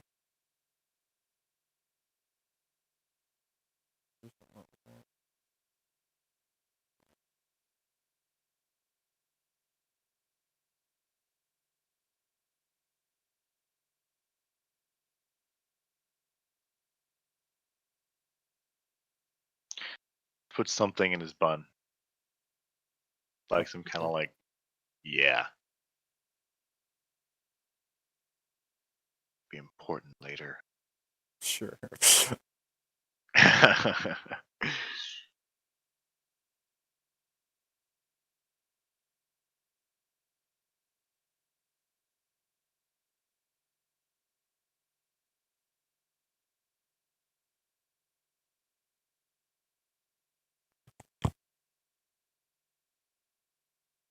What's his name though? Good question.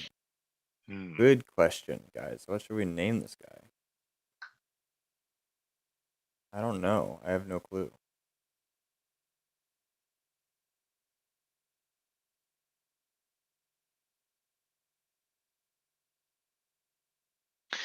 I have a Five Rings character named Tetsu.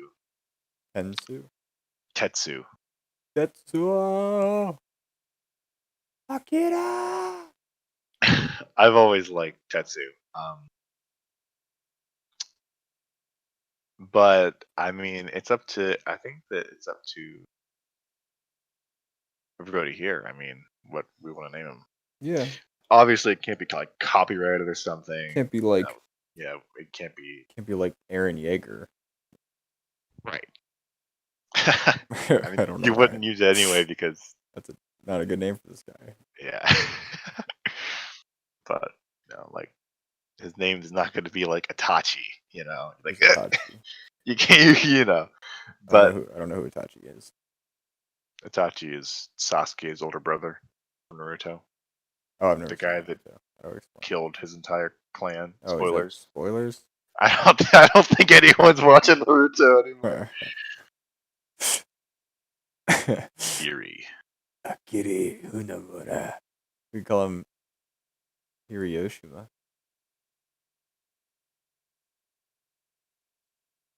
I like his gut.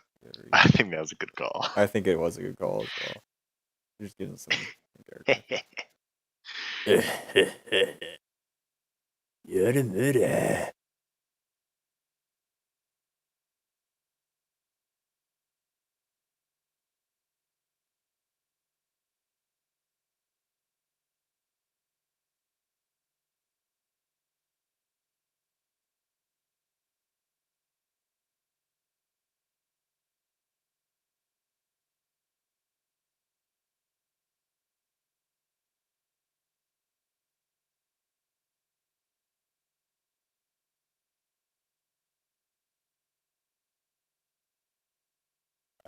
his fist looks like right now.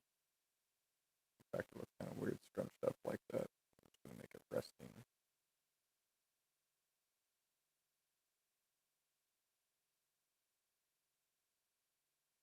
Ah, no sketch. Ah, fingers look long. Ah, not that bad actually.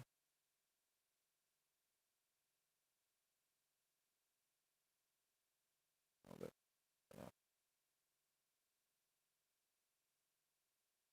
yeah. Nagasaki. That's a great name for a character. Did you know what I realized looking back on the old video we recorded earlier? What's that? I tend to say things, and while I'm talking, I get like enveloped in my drawing or whatever, and what I'm thinking about, and then you'll say something, and I just don't answer you. I just like don't say anything back. I just keep drawing. I'm sorry. What do I do? Do I You just ask you it don't say again? it. No, you don't. You just keep going along with whatever. It's not like I'm not like listening to you, but it's like Right. I should say something, but I don't say anything. You're good. No worries. I mean, it's fine. I get it. You know, you're working on something. I'm sure I hear it and I calculate in my brain, but I just don't calculate it. I don't take a second to realize that I need to answer this question. Right. Or just acknowledge that you said something. I didn't even notice until you said something. I mean, it's not like a thing that happens often. But I Right. noticed it when I was looking back on the video. I was like, wait a minute, what the heck? What am I Wait. doing? Answer him. I Answer him. just don't talk to Gabe. It's fine. I talk to myself often. Used to it. See. Ash, is this guy technically a spoiler? Or could I sketch him and post him? You can totally sketch Yeah, him, you can sketch Spang. him. I don't really think he's a spoiler. I mean, Posted without context, no he's one's gonna definitely know not. what's Yeah, going he's just gonna be on. some neat looking Aramusha. Yeah, you can I'll totally probably do it. post him and just Yeah, say, "Look at what you missed, you freaking nerds." you should have tuned into the Didn't stream. join. Yeah. But no, he's not really a spoiler. Although he does play a big role, just seeing him does not. He plays an important role. I wouldn't say he Yeah, plays I'm not a big, role. but important. Yeah, just his image just should not spoil anything. Yeah.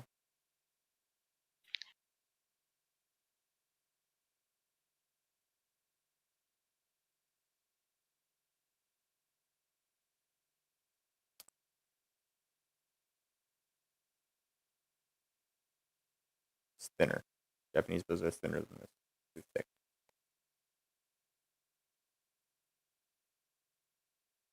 La, la, la, la, la, la, la, la.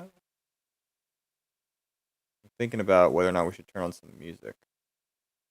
I like to, a lot of times we'll turn on music when we're doing art together. And Do like we you can bounce still off it. have your Oh, yeah, that's a good outlook idea. music and stuff? Well, no, I The, was the just gonna. character themes? What I was gonna do is I was just gonna pull up. I was just gonna pull up some D&D music that I made. Yeah, you have the clean slate one Yeah, I think I'll pull that up. that you wrote. That's easy listening. Ooh, ooh, ooh, You ooh, made clicked the that. wrong thing. Yeah, I think that's it, and I can turn it down if it's too loud. And if you guys are already listening to something, you know what? Let me just ask real quick: are you guys listening to music already while you watch us, or do you not mind if we turn on music? I don't want you. I don't want some like I hate it well, I don't hate it. This has never really happened to me, but I can imagine it being annoying if you're watching a stream and just chilling. You've got music on playing that you like for yourself, and then they turn on music. You know how aggravating that would be. We don't care. We're driving Cadillacs in our dreams.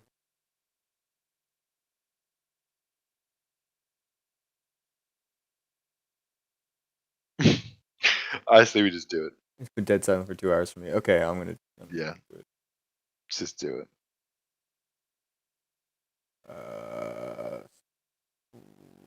Did I post the D&D one? How did I give it to you? I think you might have texted it to me. You know, I think I'm just gonna do this one. This one's All right. I'll try and get the other one to you.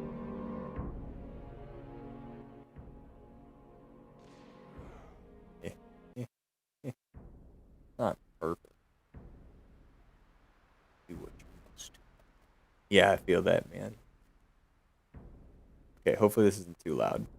It's pretty low. This is a song that I made for our Dungeons and Dragons campaign. Those are always fun. You guys ever play Dungeons and Dragons?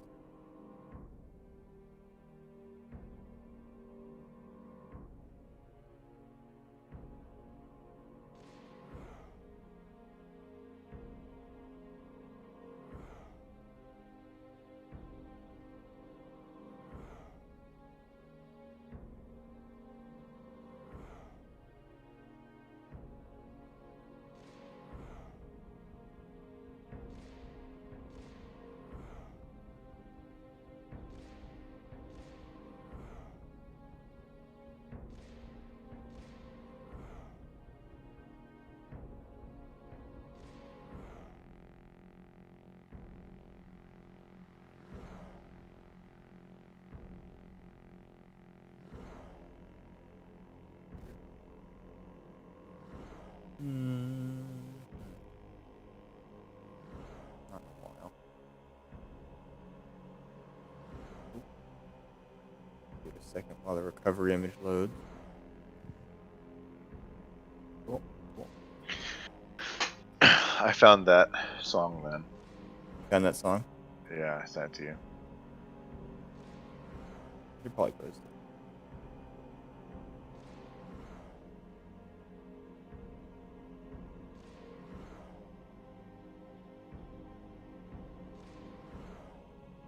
What we got so far, pretty decent. The hands looking a little strange, but no big deal. His arm should be burned, that's why it's wrapped. Makes sense to me. All right. Maybe he used to have another tattoo. Yes. The dragons represent. Maybe he had another tattoo of another dragon. Oh, now we're getting somewhere.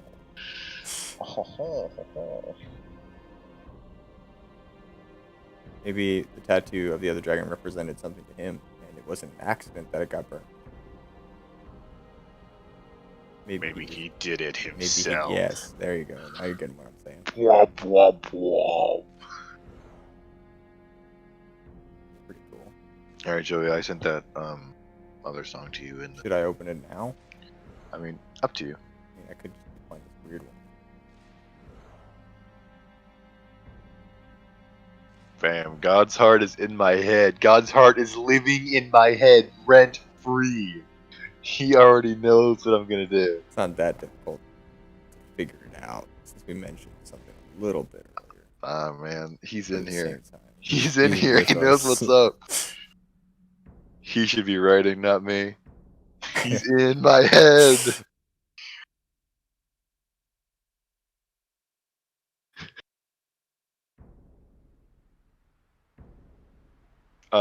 We mentioned earlier, bipolar, that he had a brother. Yeah, this guy is a brother of another. Yeah, it's important for the story that his brother is an important part, without getting too much into it.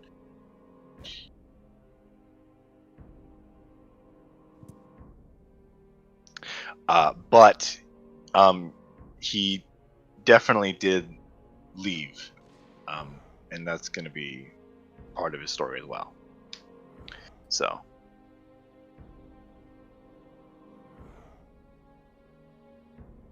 Oh yeah.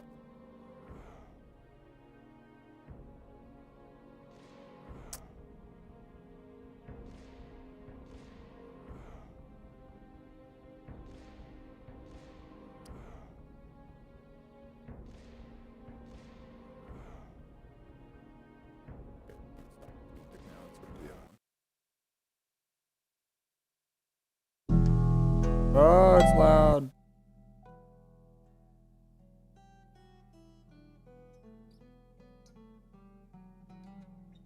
I can't repeat it either. No big deal.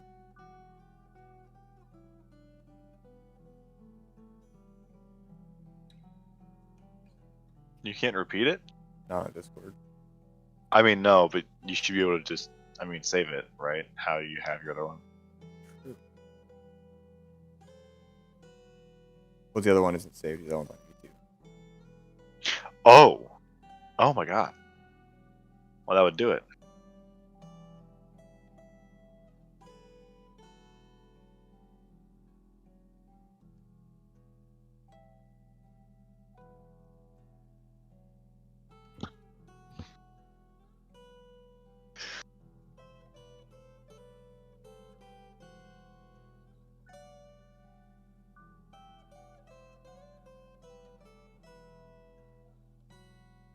Or maybe he didn't burn it. That maybe somebody else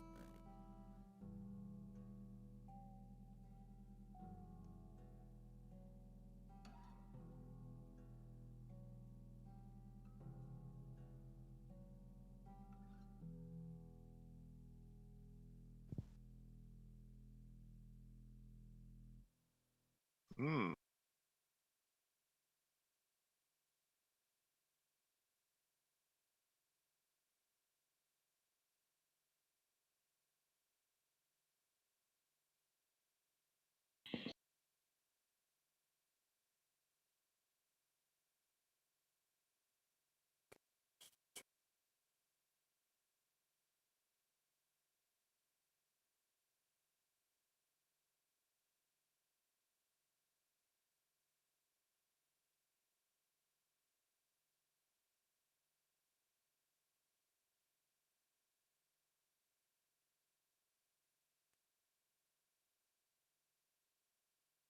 How about Teoreta, meaning the fallen? In what language?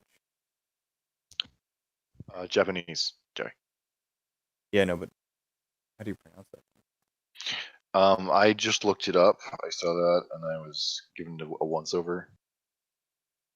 It's like Taoreta. Teoreta.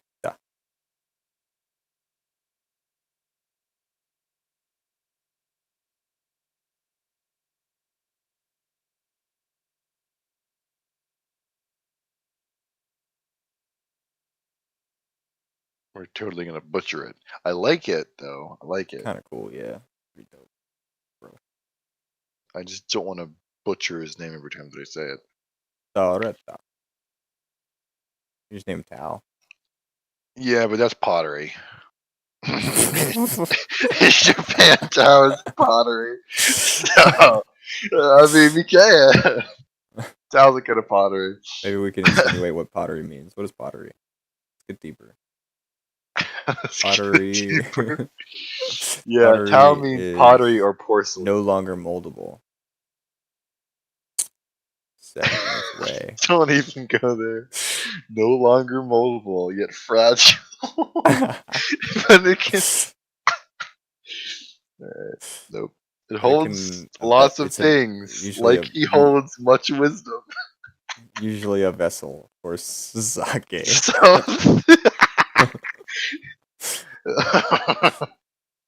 oh, shit. I mean, I'd be fine with Tao. I kind of like the name. It's short for Tareta,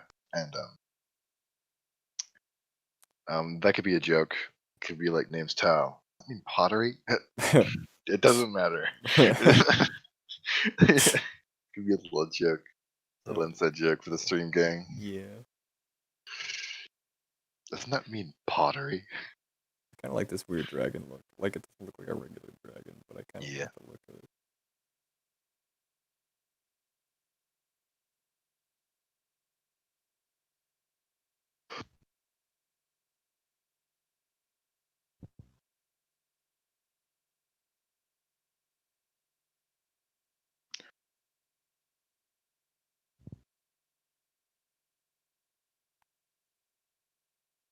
Pasu. Pasu.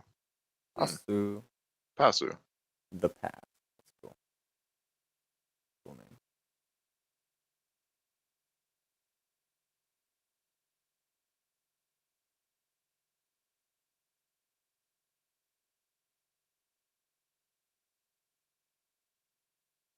About like, I mean, that could be his full name, like His full name could be Taureta. Tarata Pasu. Fallen Tar- from the path. Oh, that's cool. I mean, I'm sure it doesn't exactly line up like that, but it could be interesting.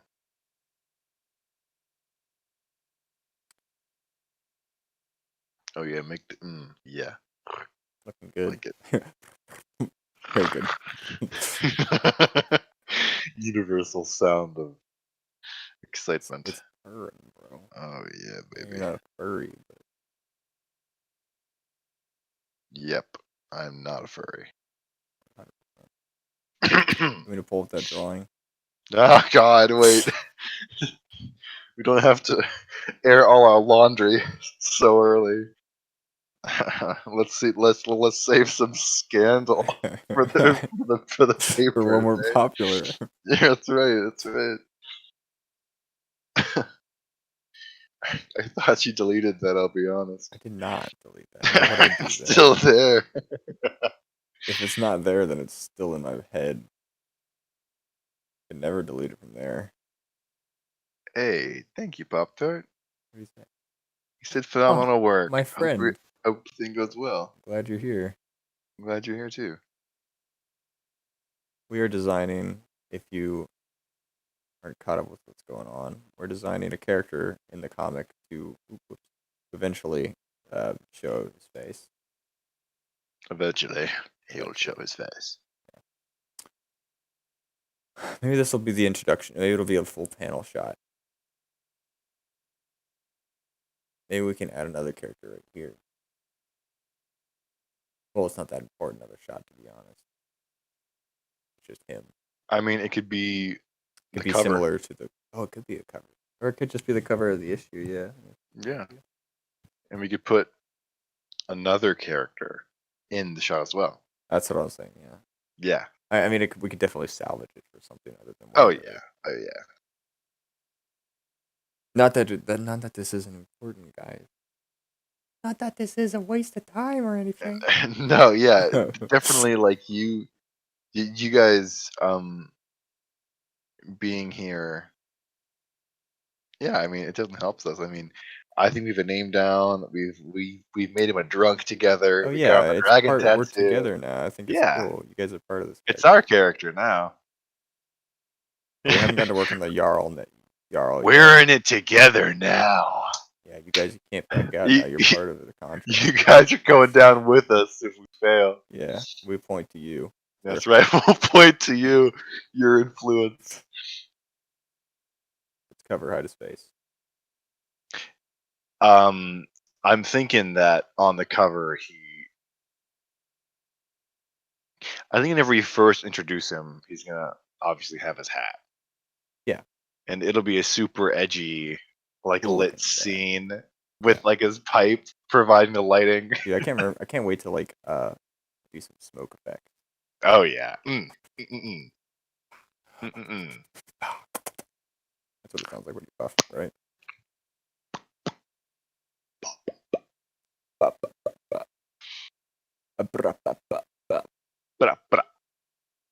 Okay, we gotta stop. This will do the stream will just devolve into us 7 just viewers, 6 making viewers, sounds. 4 viewers. It's cool to see that you guys came in though. Yeah. It's 60 playbacks. I don't even know what that means. I've only streamed Roblox on YouTube. It's not a joke. It's true. We were hesitant to actually use this channel to stream this because we want to stream more often. We want to post more stuff about the comic more. But we almost don't want it to be mixed in with a lot of the other stuff that I have on this channel, which is not bad stuff. You know, I do a lot of videos with my pal, but it's not what everyone who's here is looking for. I'd Yeah. say. I don't know if you want to have to deal with sifting through everything. God's Heart says studded shirt. I think if you want to do some studs, we can incorporate them in the shoulders. Okay, yeah, that'd be cool. Just it's gonna add Yeah, a lot we of don't- time. It's gonna add yeah. a lot of time to drawing this. Yeah, guy. we don't want to overcomplicate the design. But As much as I mean, maybe I might like be able- some sporadic ones, like bigger. Oh yeah, I can do that. That's just like what's his name? Yeah, let's just do this. It's Yeah. almost exactly like the other guy. These big old metal balls, Yeah. Just so it's not as regular. much of a pain to draw Right. in And it's not motion like and stuff. it's yeah. It'll be like a 5 dice. It's pretty cool actually too. Yeah. Good idea. But you know what I mean, guys? Like we already made a channel specifically for our creative stuff. We made it like yesterday, so we were gonna stream on that, but um, it takes 24 hours for it to be verified to live stream. So we streamed on this instead. But what I'll probably do is this is gonna save as a video as well. No, it won't. It should. It'll save as a video on the channel, but I would have to download it and then repost it on the other channel. Hmm. And there wouldn't be a live chat playback, so I'll probably leave it on this channel, and we'll try and spread things to the other channel, which is called well, should we even promote it yet? I don't even know. Let's just keep it quiet for now. Even now, because we might even trash it. I don't even know. Right. We haven't even had it figured We'll out. try and get some stuff on there before we start.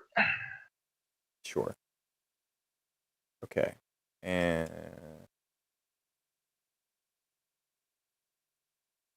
he's almost done. He's really getting there with his line section. And you guys are seeing now. This is kind of the creative process. This is kind of a steady. After you get done with his line stuff, do you want to move on to the Jarl and do his line art? Sure. We'll just skip over the coloring. Yeah, we don't have the color at the moment. Right. As much as it would be kind of cool, dude. I'm just Coloring, thinking about time. yes. I don't know. It's how been much 3 longer- hours. Right. I don't know how much longer our boys are going to be here. So let's try and get them both at least just to be a designed little bit mostly. considerate. Yeah. Okay.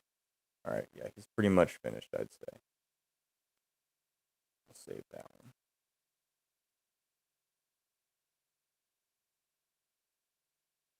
Cool. All right. Let's start a new one. Okay, and we want to do Jarl. Yeah. Just a chunkin' boy. Just a big old burly man. I'm thinking smaller head. Yeah, yeah. That's fun.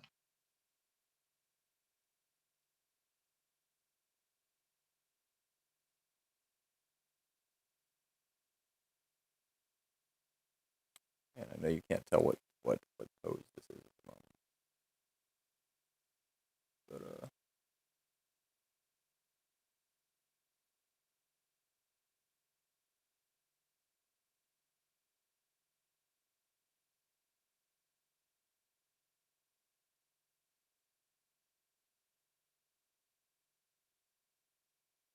it's kind of like an angled shot. You can tell.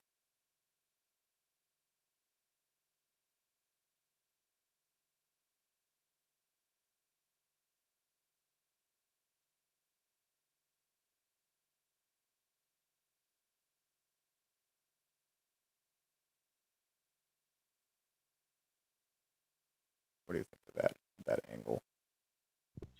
You tell what's going on right now. Maybe we could. I mean, let's do. It's supposed to be top down. If that doesn't. You want to do a throne shot? That's kind of what I was going for, but more of like I just did a shot of the down up with Krieg's armor. So I was kind of trying to switch it up a bit. Right. But we could do a down up shot again. Antlers throughout the eyes of the animal skull. Oh. Yeah. I know what you're talking about. That's pretty metal. Yeah, that's definitely cool. I think that because like the top down makes them look smaller, It kind of does. and Unless you have something comparable. right, and like I kind of want like let's see like let's just get him like power stance. Like let's get him like instead of like him like doing like a night pose, like axe over the shoulder, Yeah. like some kind of like Yeah, let me just clear this real quick. This was a nice attempt, but not what we're looking for. we got to capture the vibe. You know, he's That's like right. he's not really stoic. I don't think. I No. think he's more of like You a think he's more jolly? maybe not jolly, just raucous. You know, like I don't know, like Yes, you're right. right.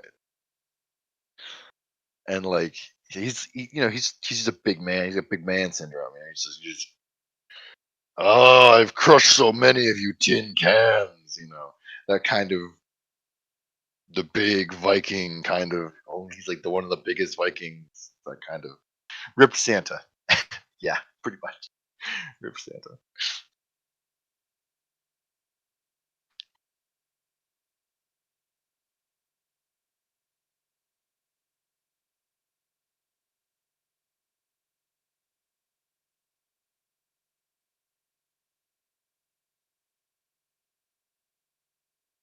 I don't like the idea of him leaning on one of his axes. Yeah, if you want scale objects, you could have knight helmets on his waist, Oh, that sounds awesome. Yeah. I love that idea. like he's collecting the helms Yeah, that's of cool. the knights he's killed. And if anybody wants their knights to be around his belt, let us Oh, know. We'll get your characters' heads around around his belt. You guys let us know if there's any heads that you want around his waist. We'll put them in there for you. Fun little nod. You guys know how much we love killing off fan characters. That's right. I do that more than Joey though. I We mean, shouldn't. don't we all love killing off people? Okay. How's this look? I think this looks a lot more promising. Yeah, I think so too. Okay. I'm gonna harden it. Put it in the forge. The forge. I love his face. It's very sinister. Yeah, like I'm liking like the big nose. I'm thinking of like a big nose vibe. Did Sping send you the thing? Did Sping? What did he send me? I'm gonna send you this from Sping. Okay. Oh dear. It's so good. Oh, that's cool. It's so good. Oh, That's that's dope. quality. That Ooh, is. What a clean drawing. I like that. Spring, do you mind if I flash the stream? Oh, he did send it to me. Do you want me to flash this Oh, he stream did. with your sexy drawing?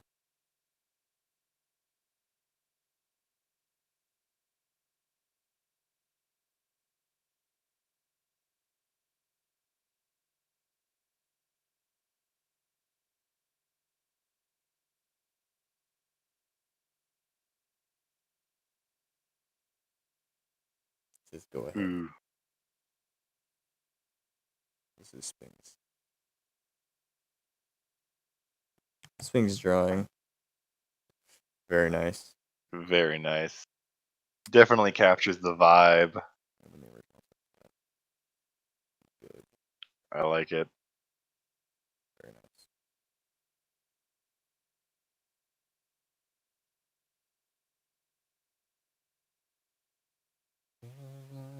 Sorry, I got a song stuck in my head from work because they play it.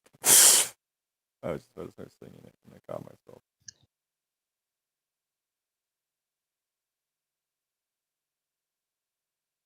Yeah, this Viking Jarl's a bit crazy, I think. I agree. Yeah.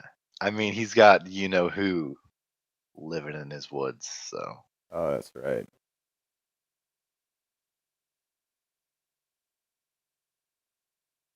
maybe missing a tooth.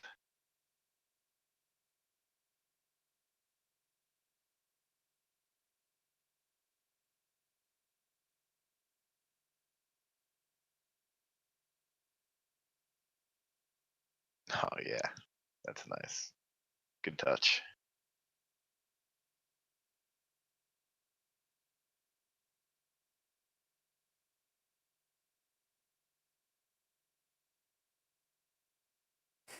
Oh dear. He's fun.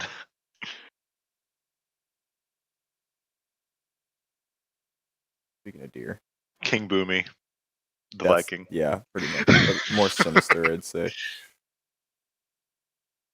Not exactly sinister, but less friendly.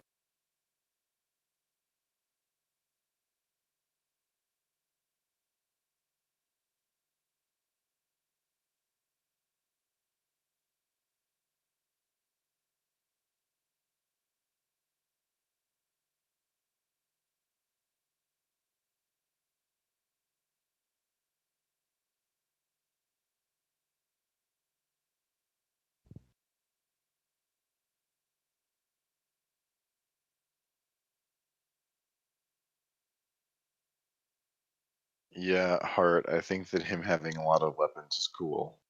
I think it He's sounds saying dope. 2 Dane axes, a shield, and a warhammer. Yeah, lots of weapons. For sure. Big beard, big beard, Big beard, big beard. big beard, big beard.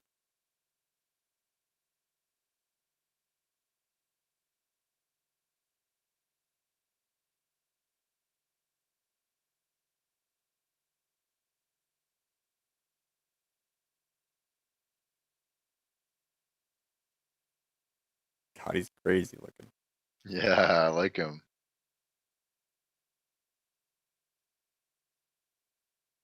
No, not the neck beard. Okay, now it's time for. Let me finish those big old antlers. How do moose antlers even work? Also, it's gonna have a freaking strong neck. Yeah, you're right.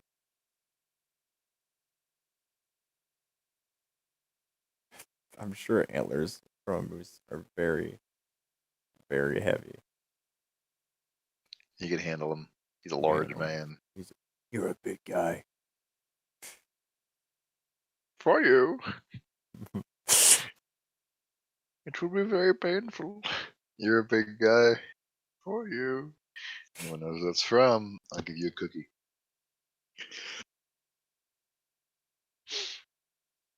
Speaking of cookies, we need to figure out how to do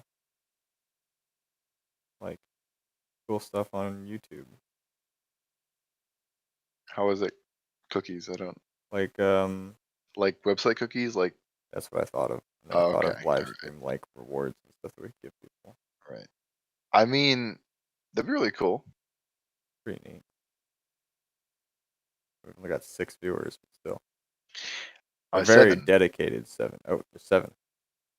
I think I am one of them, but And so 6 viewers. 6.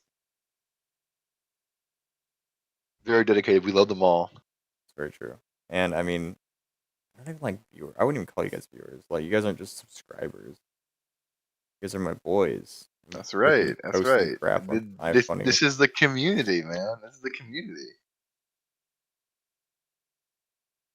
Are there anybody that's We're Is there anyone here that's just a random freaking person that's never seen any of this stuff before? we're gonna lose somebody here in 10 minutes. No. God's heart. God's heart's going. We'll miss you, buddy. Not gone yet. Do you have any color palette ideas while you're still here for either of them that you want to pitch?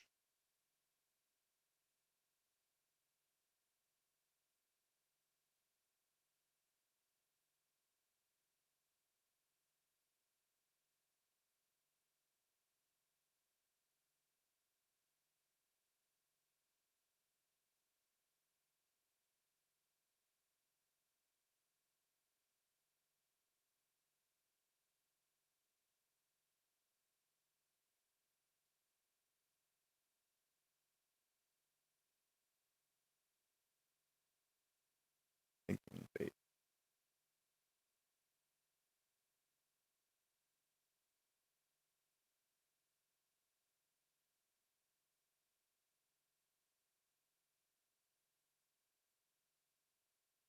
All right, I'm down with nasty yellow teeth.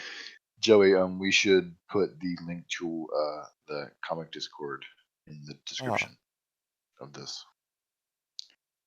And We'll post these finished ones. I mean, we could anyway in the Discord and on iFunny. For sure.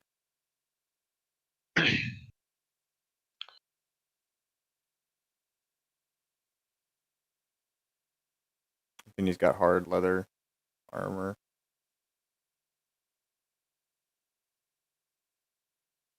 Like Highlander arms, essentially. Mm.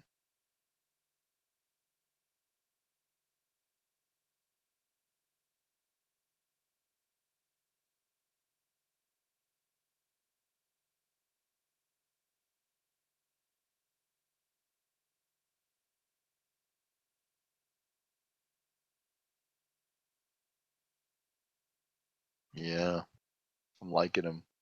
Me too. Very cool.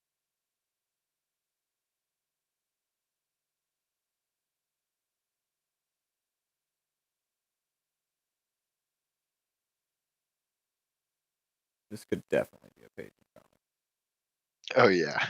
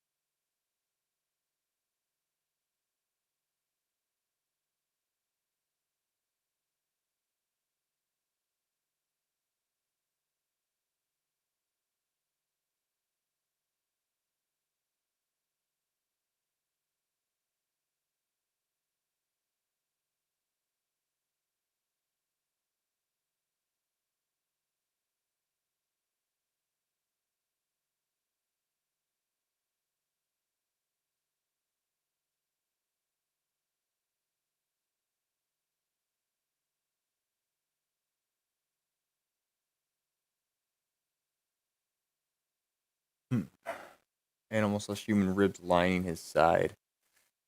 Ooh, very bony.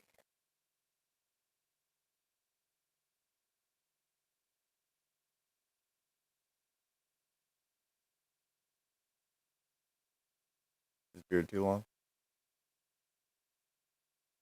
We've a lot of the Viking armors have that a lot of bones in them, and I don't know how into the bone Viking armor I am. I don't think he should Like, have too much bones. Like he's not right, like a like the moose antlers and the animal skulls, cool. And we also have to consider the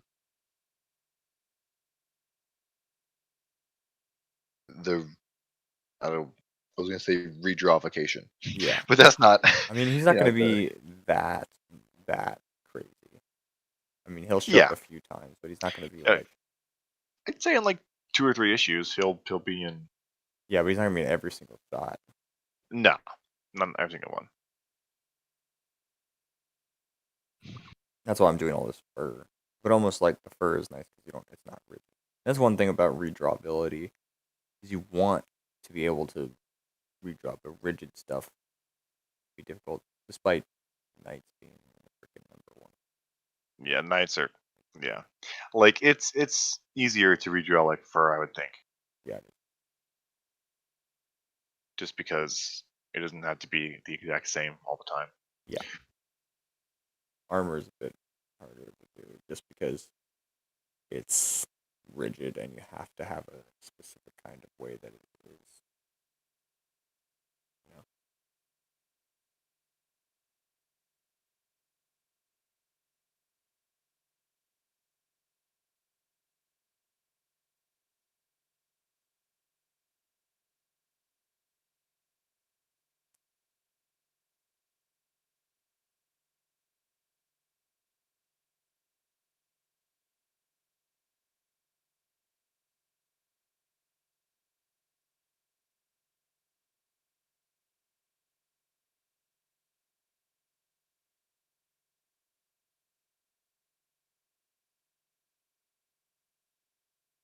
It's a thick leg.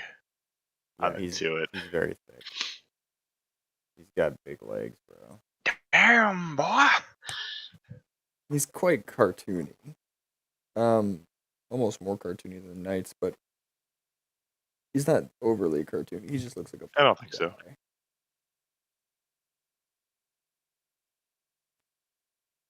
God's almost wants to switch it up rather than having the antler or the knight or the deer hat. Make it a bear hat. Right. I mean, we could. Doesn't that one guy have a bear head already in the campaign though? Yeah, the one warlord. I was thinking about that. I mentioned the knight helmet like Belt thing. belts. Yeah, and I. But would what like- if he like was wearing like some kind of trophy from an enemy he killed as like his crown? He's wearing a knight crown. Right, like Or- something similar. Like I don't know what form that would take, but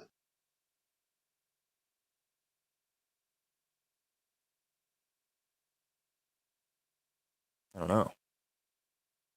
The gander has a bear hat. Yeah. Bear hat. Beer hat. what's the difference? Every hat's a beer hat, never a Viking wears it. Alcohol. Yay, alcoholism. Vikings grow. Drink, drink, drink. Oh, drink and drink and drink and drink, and then we'll drink some more.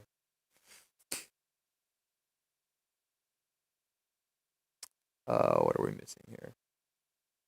Got some straps on the front, at least. I don't even know what's going on behind there. Dude, so.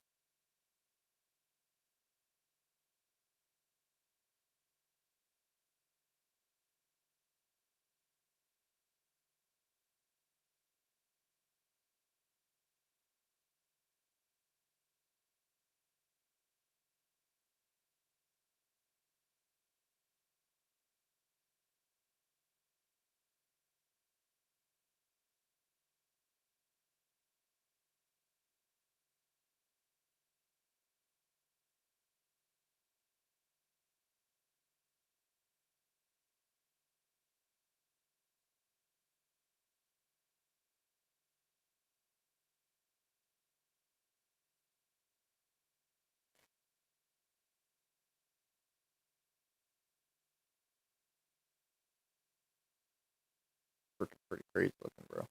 Let me just take out that 28% looking logo.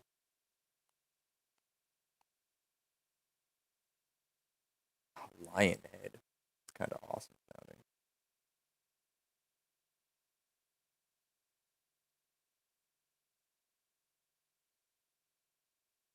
I'm gonna make room for those knight helmets. That's the fun part, is that we can decide the scale of him based on the knight helmets.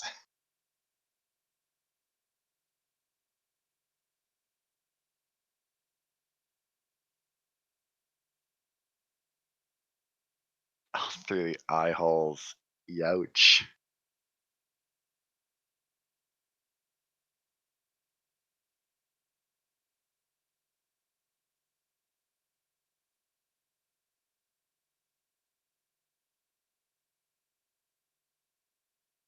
What's he standing on? A rock? Yeah, something like that. We could Make change it a head. Yeah, I was thinking the same. But I didn't Yeah. know whose head it should be. Mm.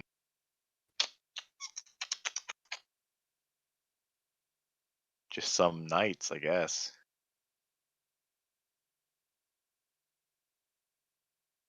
Dude, you know what?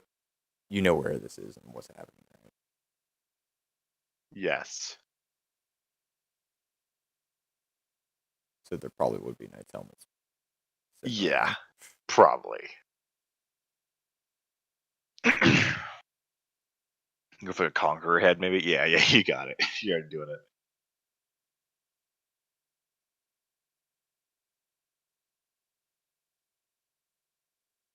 Or like in the dirt a little bit. Mm-hmm. in the snow. Yeah.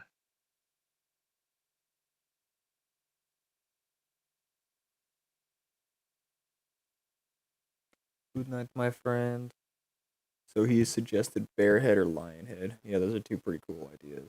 Bipolar says make it an entire body, which I think isn't a bad idea. Instead of it just being a head that he's standing on, like give him the shoulders, and like Could go be off that page. just do the armor. Yeah, or like Flat a little bit of it here and there. bones. Yeah, yeah, okay, yeah. Let's just add in a bit more detail in like the shot.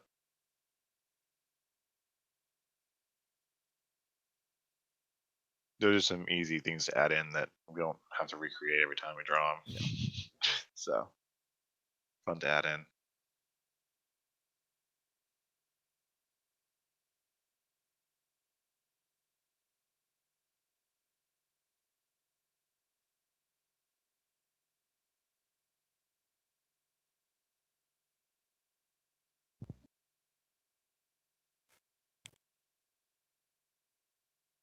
That's pretty sweet, dude. I'm not gonna lie, it's pretty cool Yeah. looking.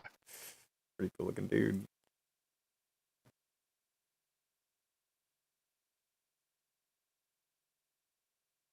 And I think in his empty hand, Mm. he could have Warden's amulet, some kind of something, like blowing in the wind, like he's holding it out for someone to see.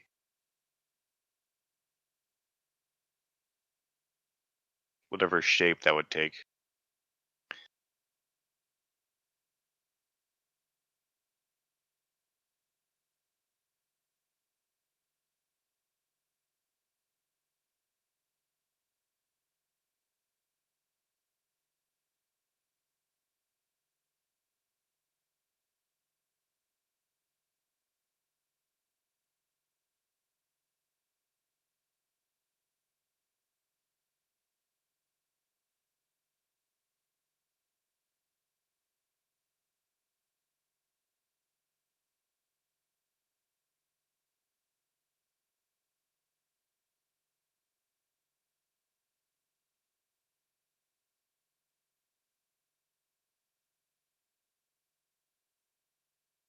I think it's pretty much done too. I think it's pretty much done, yeah. I freaking love the helmet thing. So cool. Very cool. I only have one Danax, but you know, That's fine. there's I more- mean, there's more we can add somewhere. in more later. In I his feel like he actual doesn't scenes. have one single weapon that he uses. You know, I feel like he just uses whatever he wants, whenever he wants. Oh, yeah.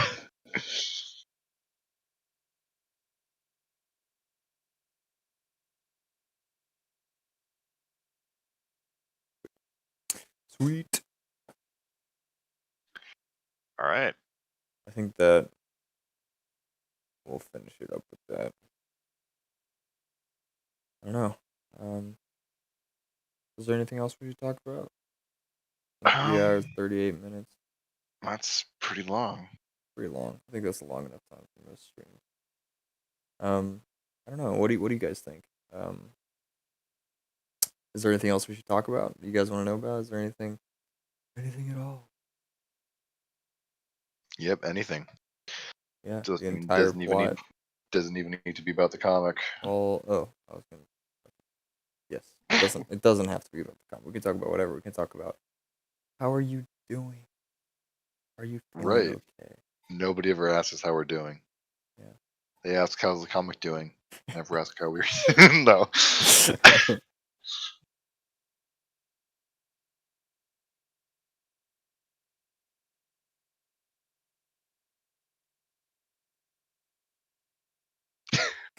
How have you been? We've been How good, aren't thanks, you guys. doing? Very good. I've been doing the best I've ever How been. aren't How aren't I doing? Bad. we aren't doing bad. Yes. Man, my voice is hurt. My throat hurts from talking so much. I never talk this much. I never talk this much.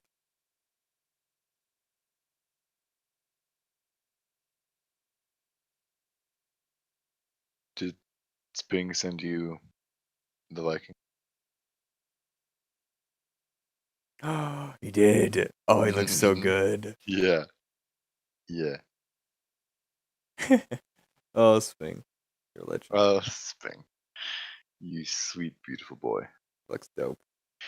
I think that these pictures are out of order. I believe that the Viking one goes first, and then the Aramuch response, "Quit eyeballing me, boy," is afterward. Just trying to look at his face. Oh, that's great. Very good. Well done, as always. As always, you've definitely captured the essence of the Yes. characters.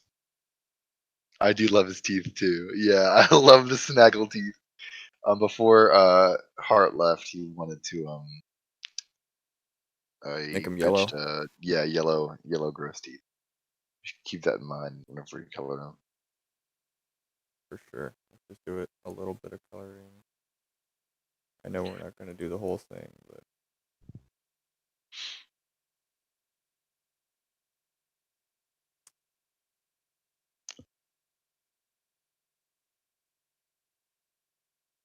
who needs to brush their teeth? Anyway. There. We got this guy. We got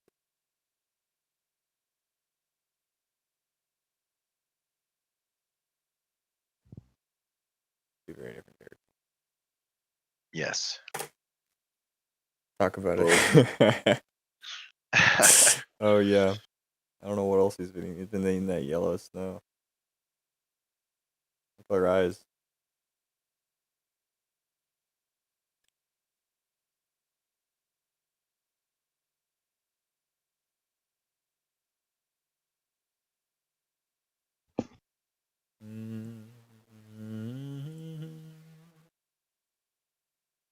Let's give him mixed match dice. Let's give him like one blue, one green, or something like that. Just make him that Just much creepier. just to add to his like What if he's got like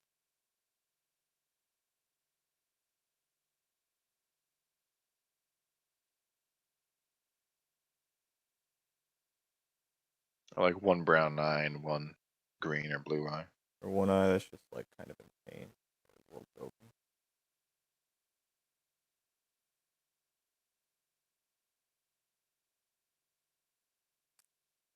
That. Or like this.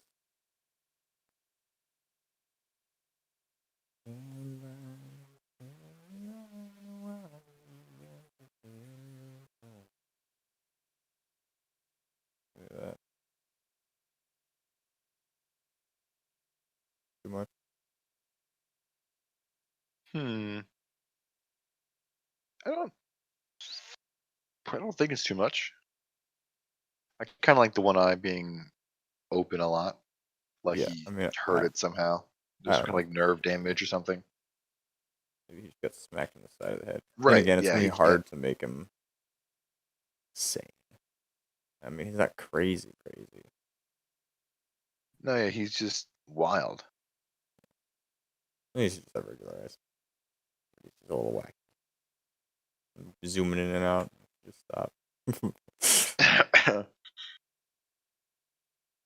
Alright, I think this was a successful stream, y'all. Hope you all had as good a time as I did. 10K rule eye. That's exactly what I was thinking when I drew it.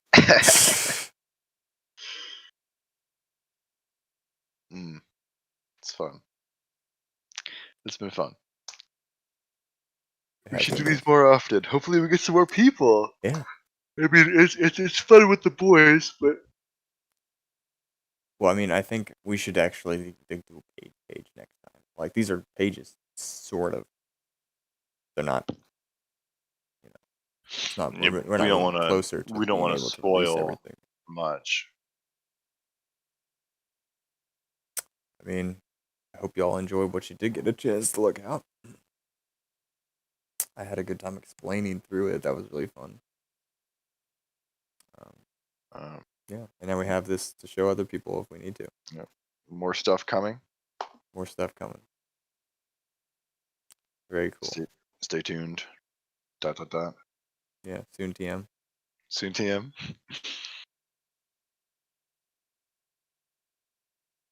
Cool. All right, y'all. I think we'll end it here. Alrighty, guys. Have a good night. Thank you, Sping, for the publicity. Yeah, guys. Tell your friends. Comics back. We love to interact with you guys and interact with the community more. So we're gonna try and make this a great comic. Yeah, Great we're gonna time. try and have fun doing it. Make something interesting. Make something fun to read. Make you something know? fun to read. Something Yeah. fun to pick apart. And we're gonna put ourselves into it as best we can. So, yeah. Hope Good y'all night, have guys. a good night.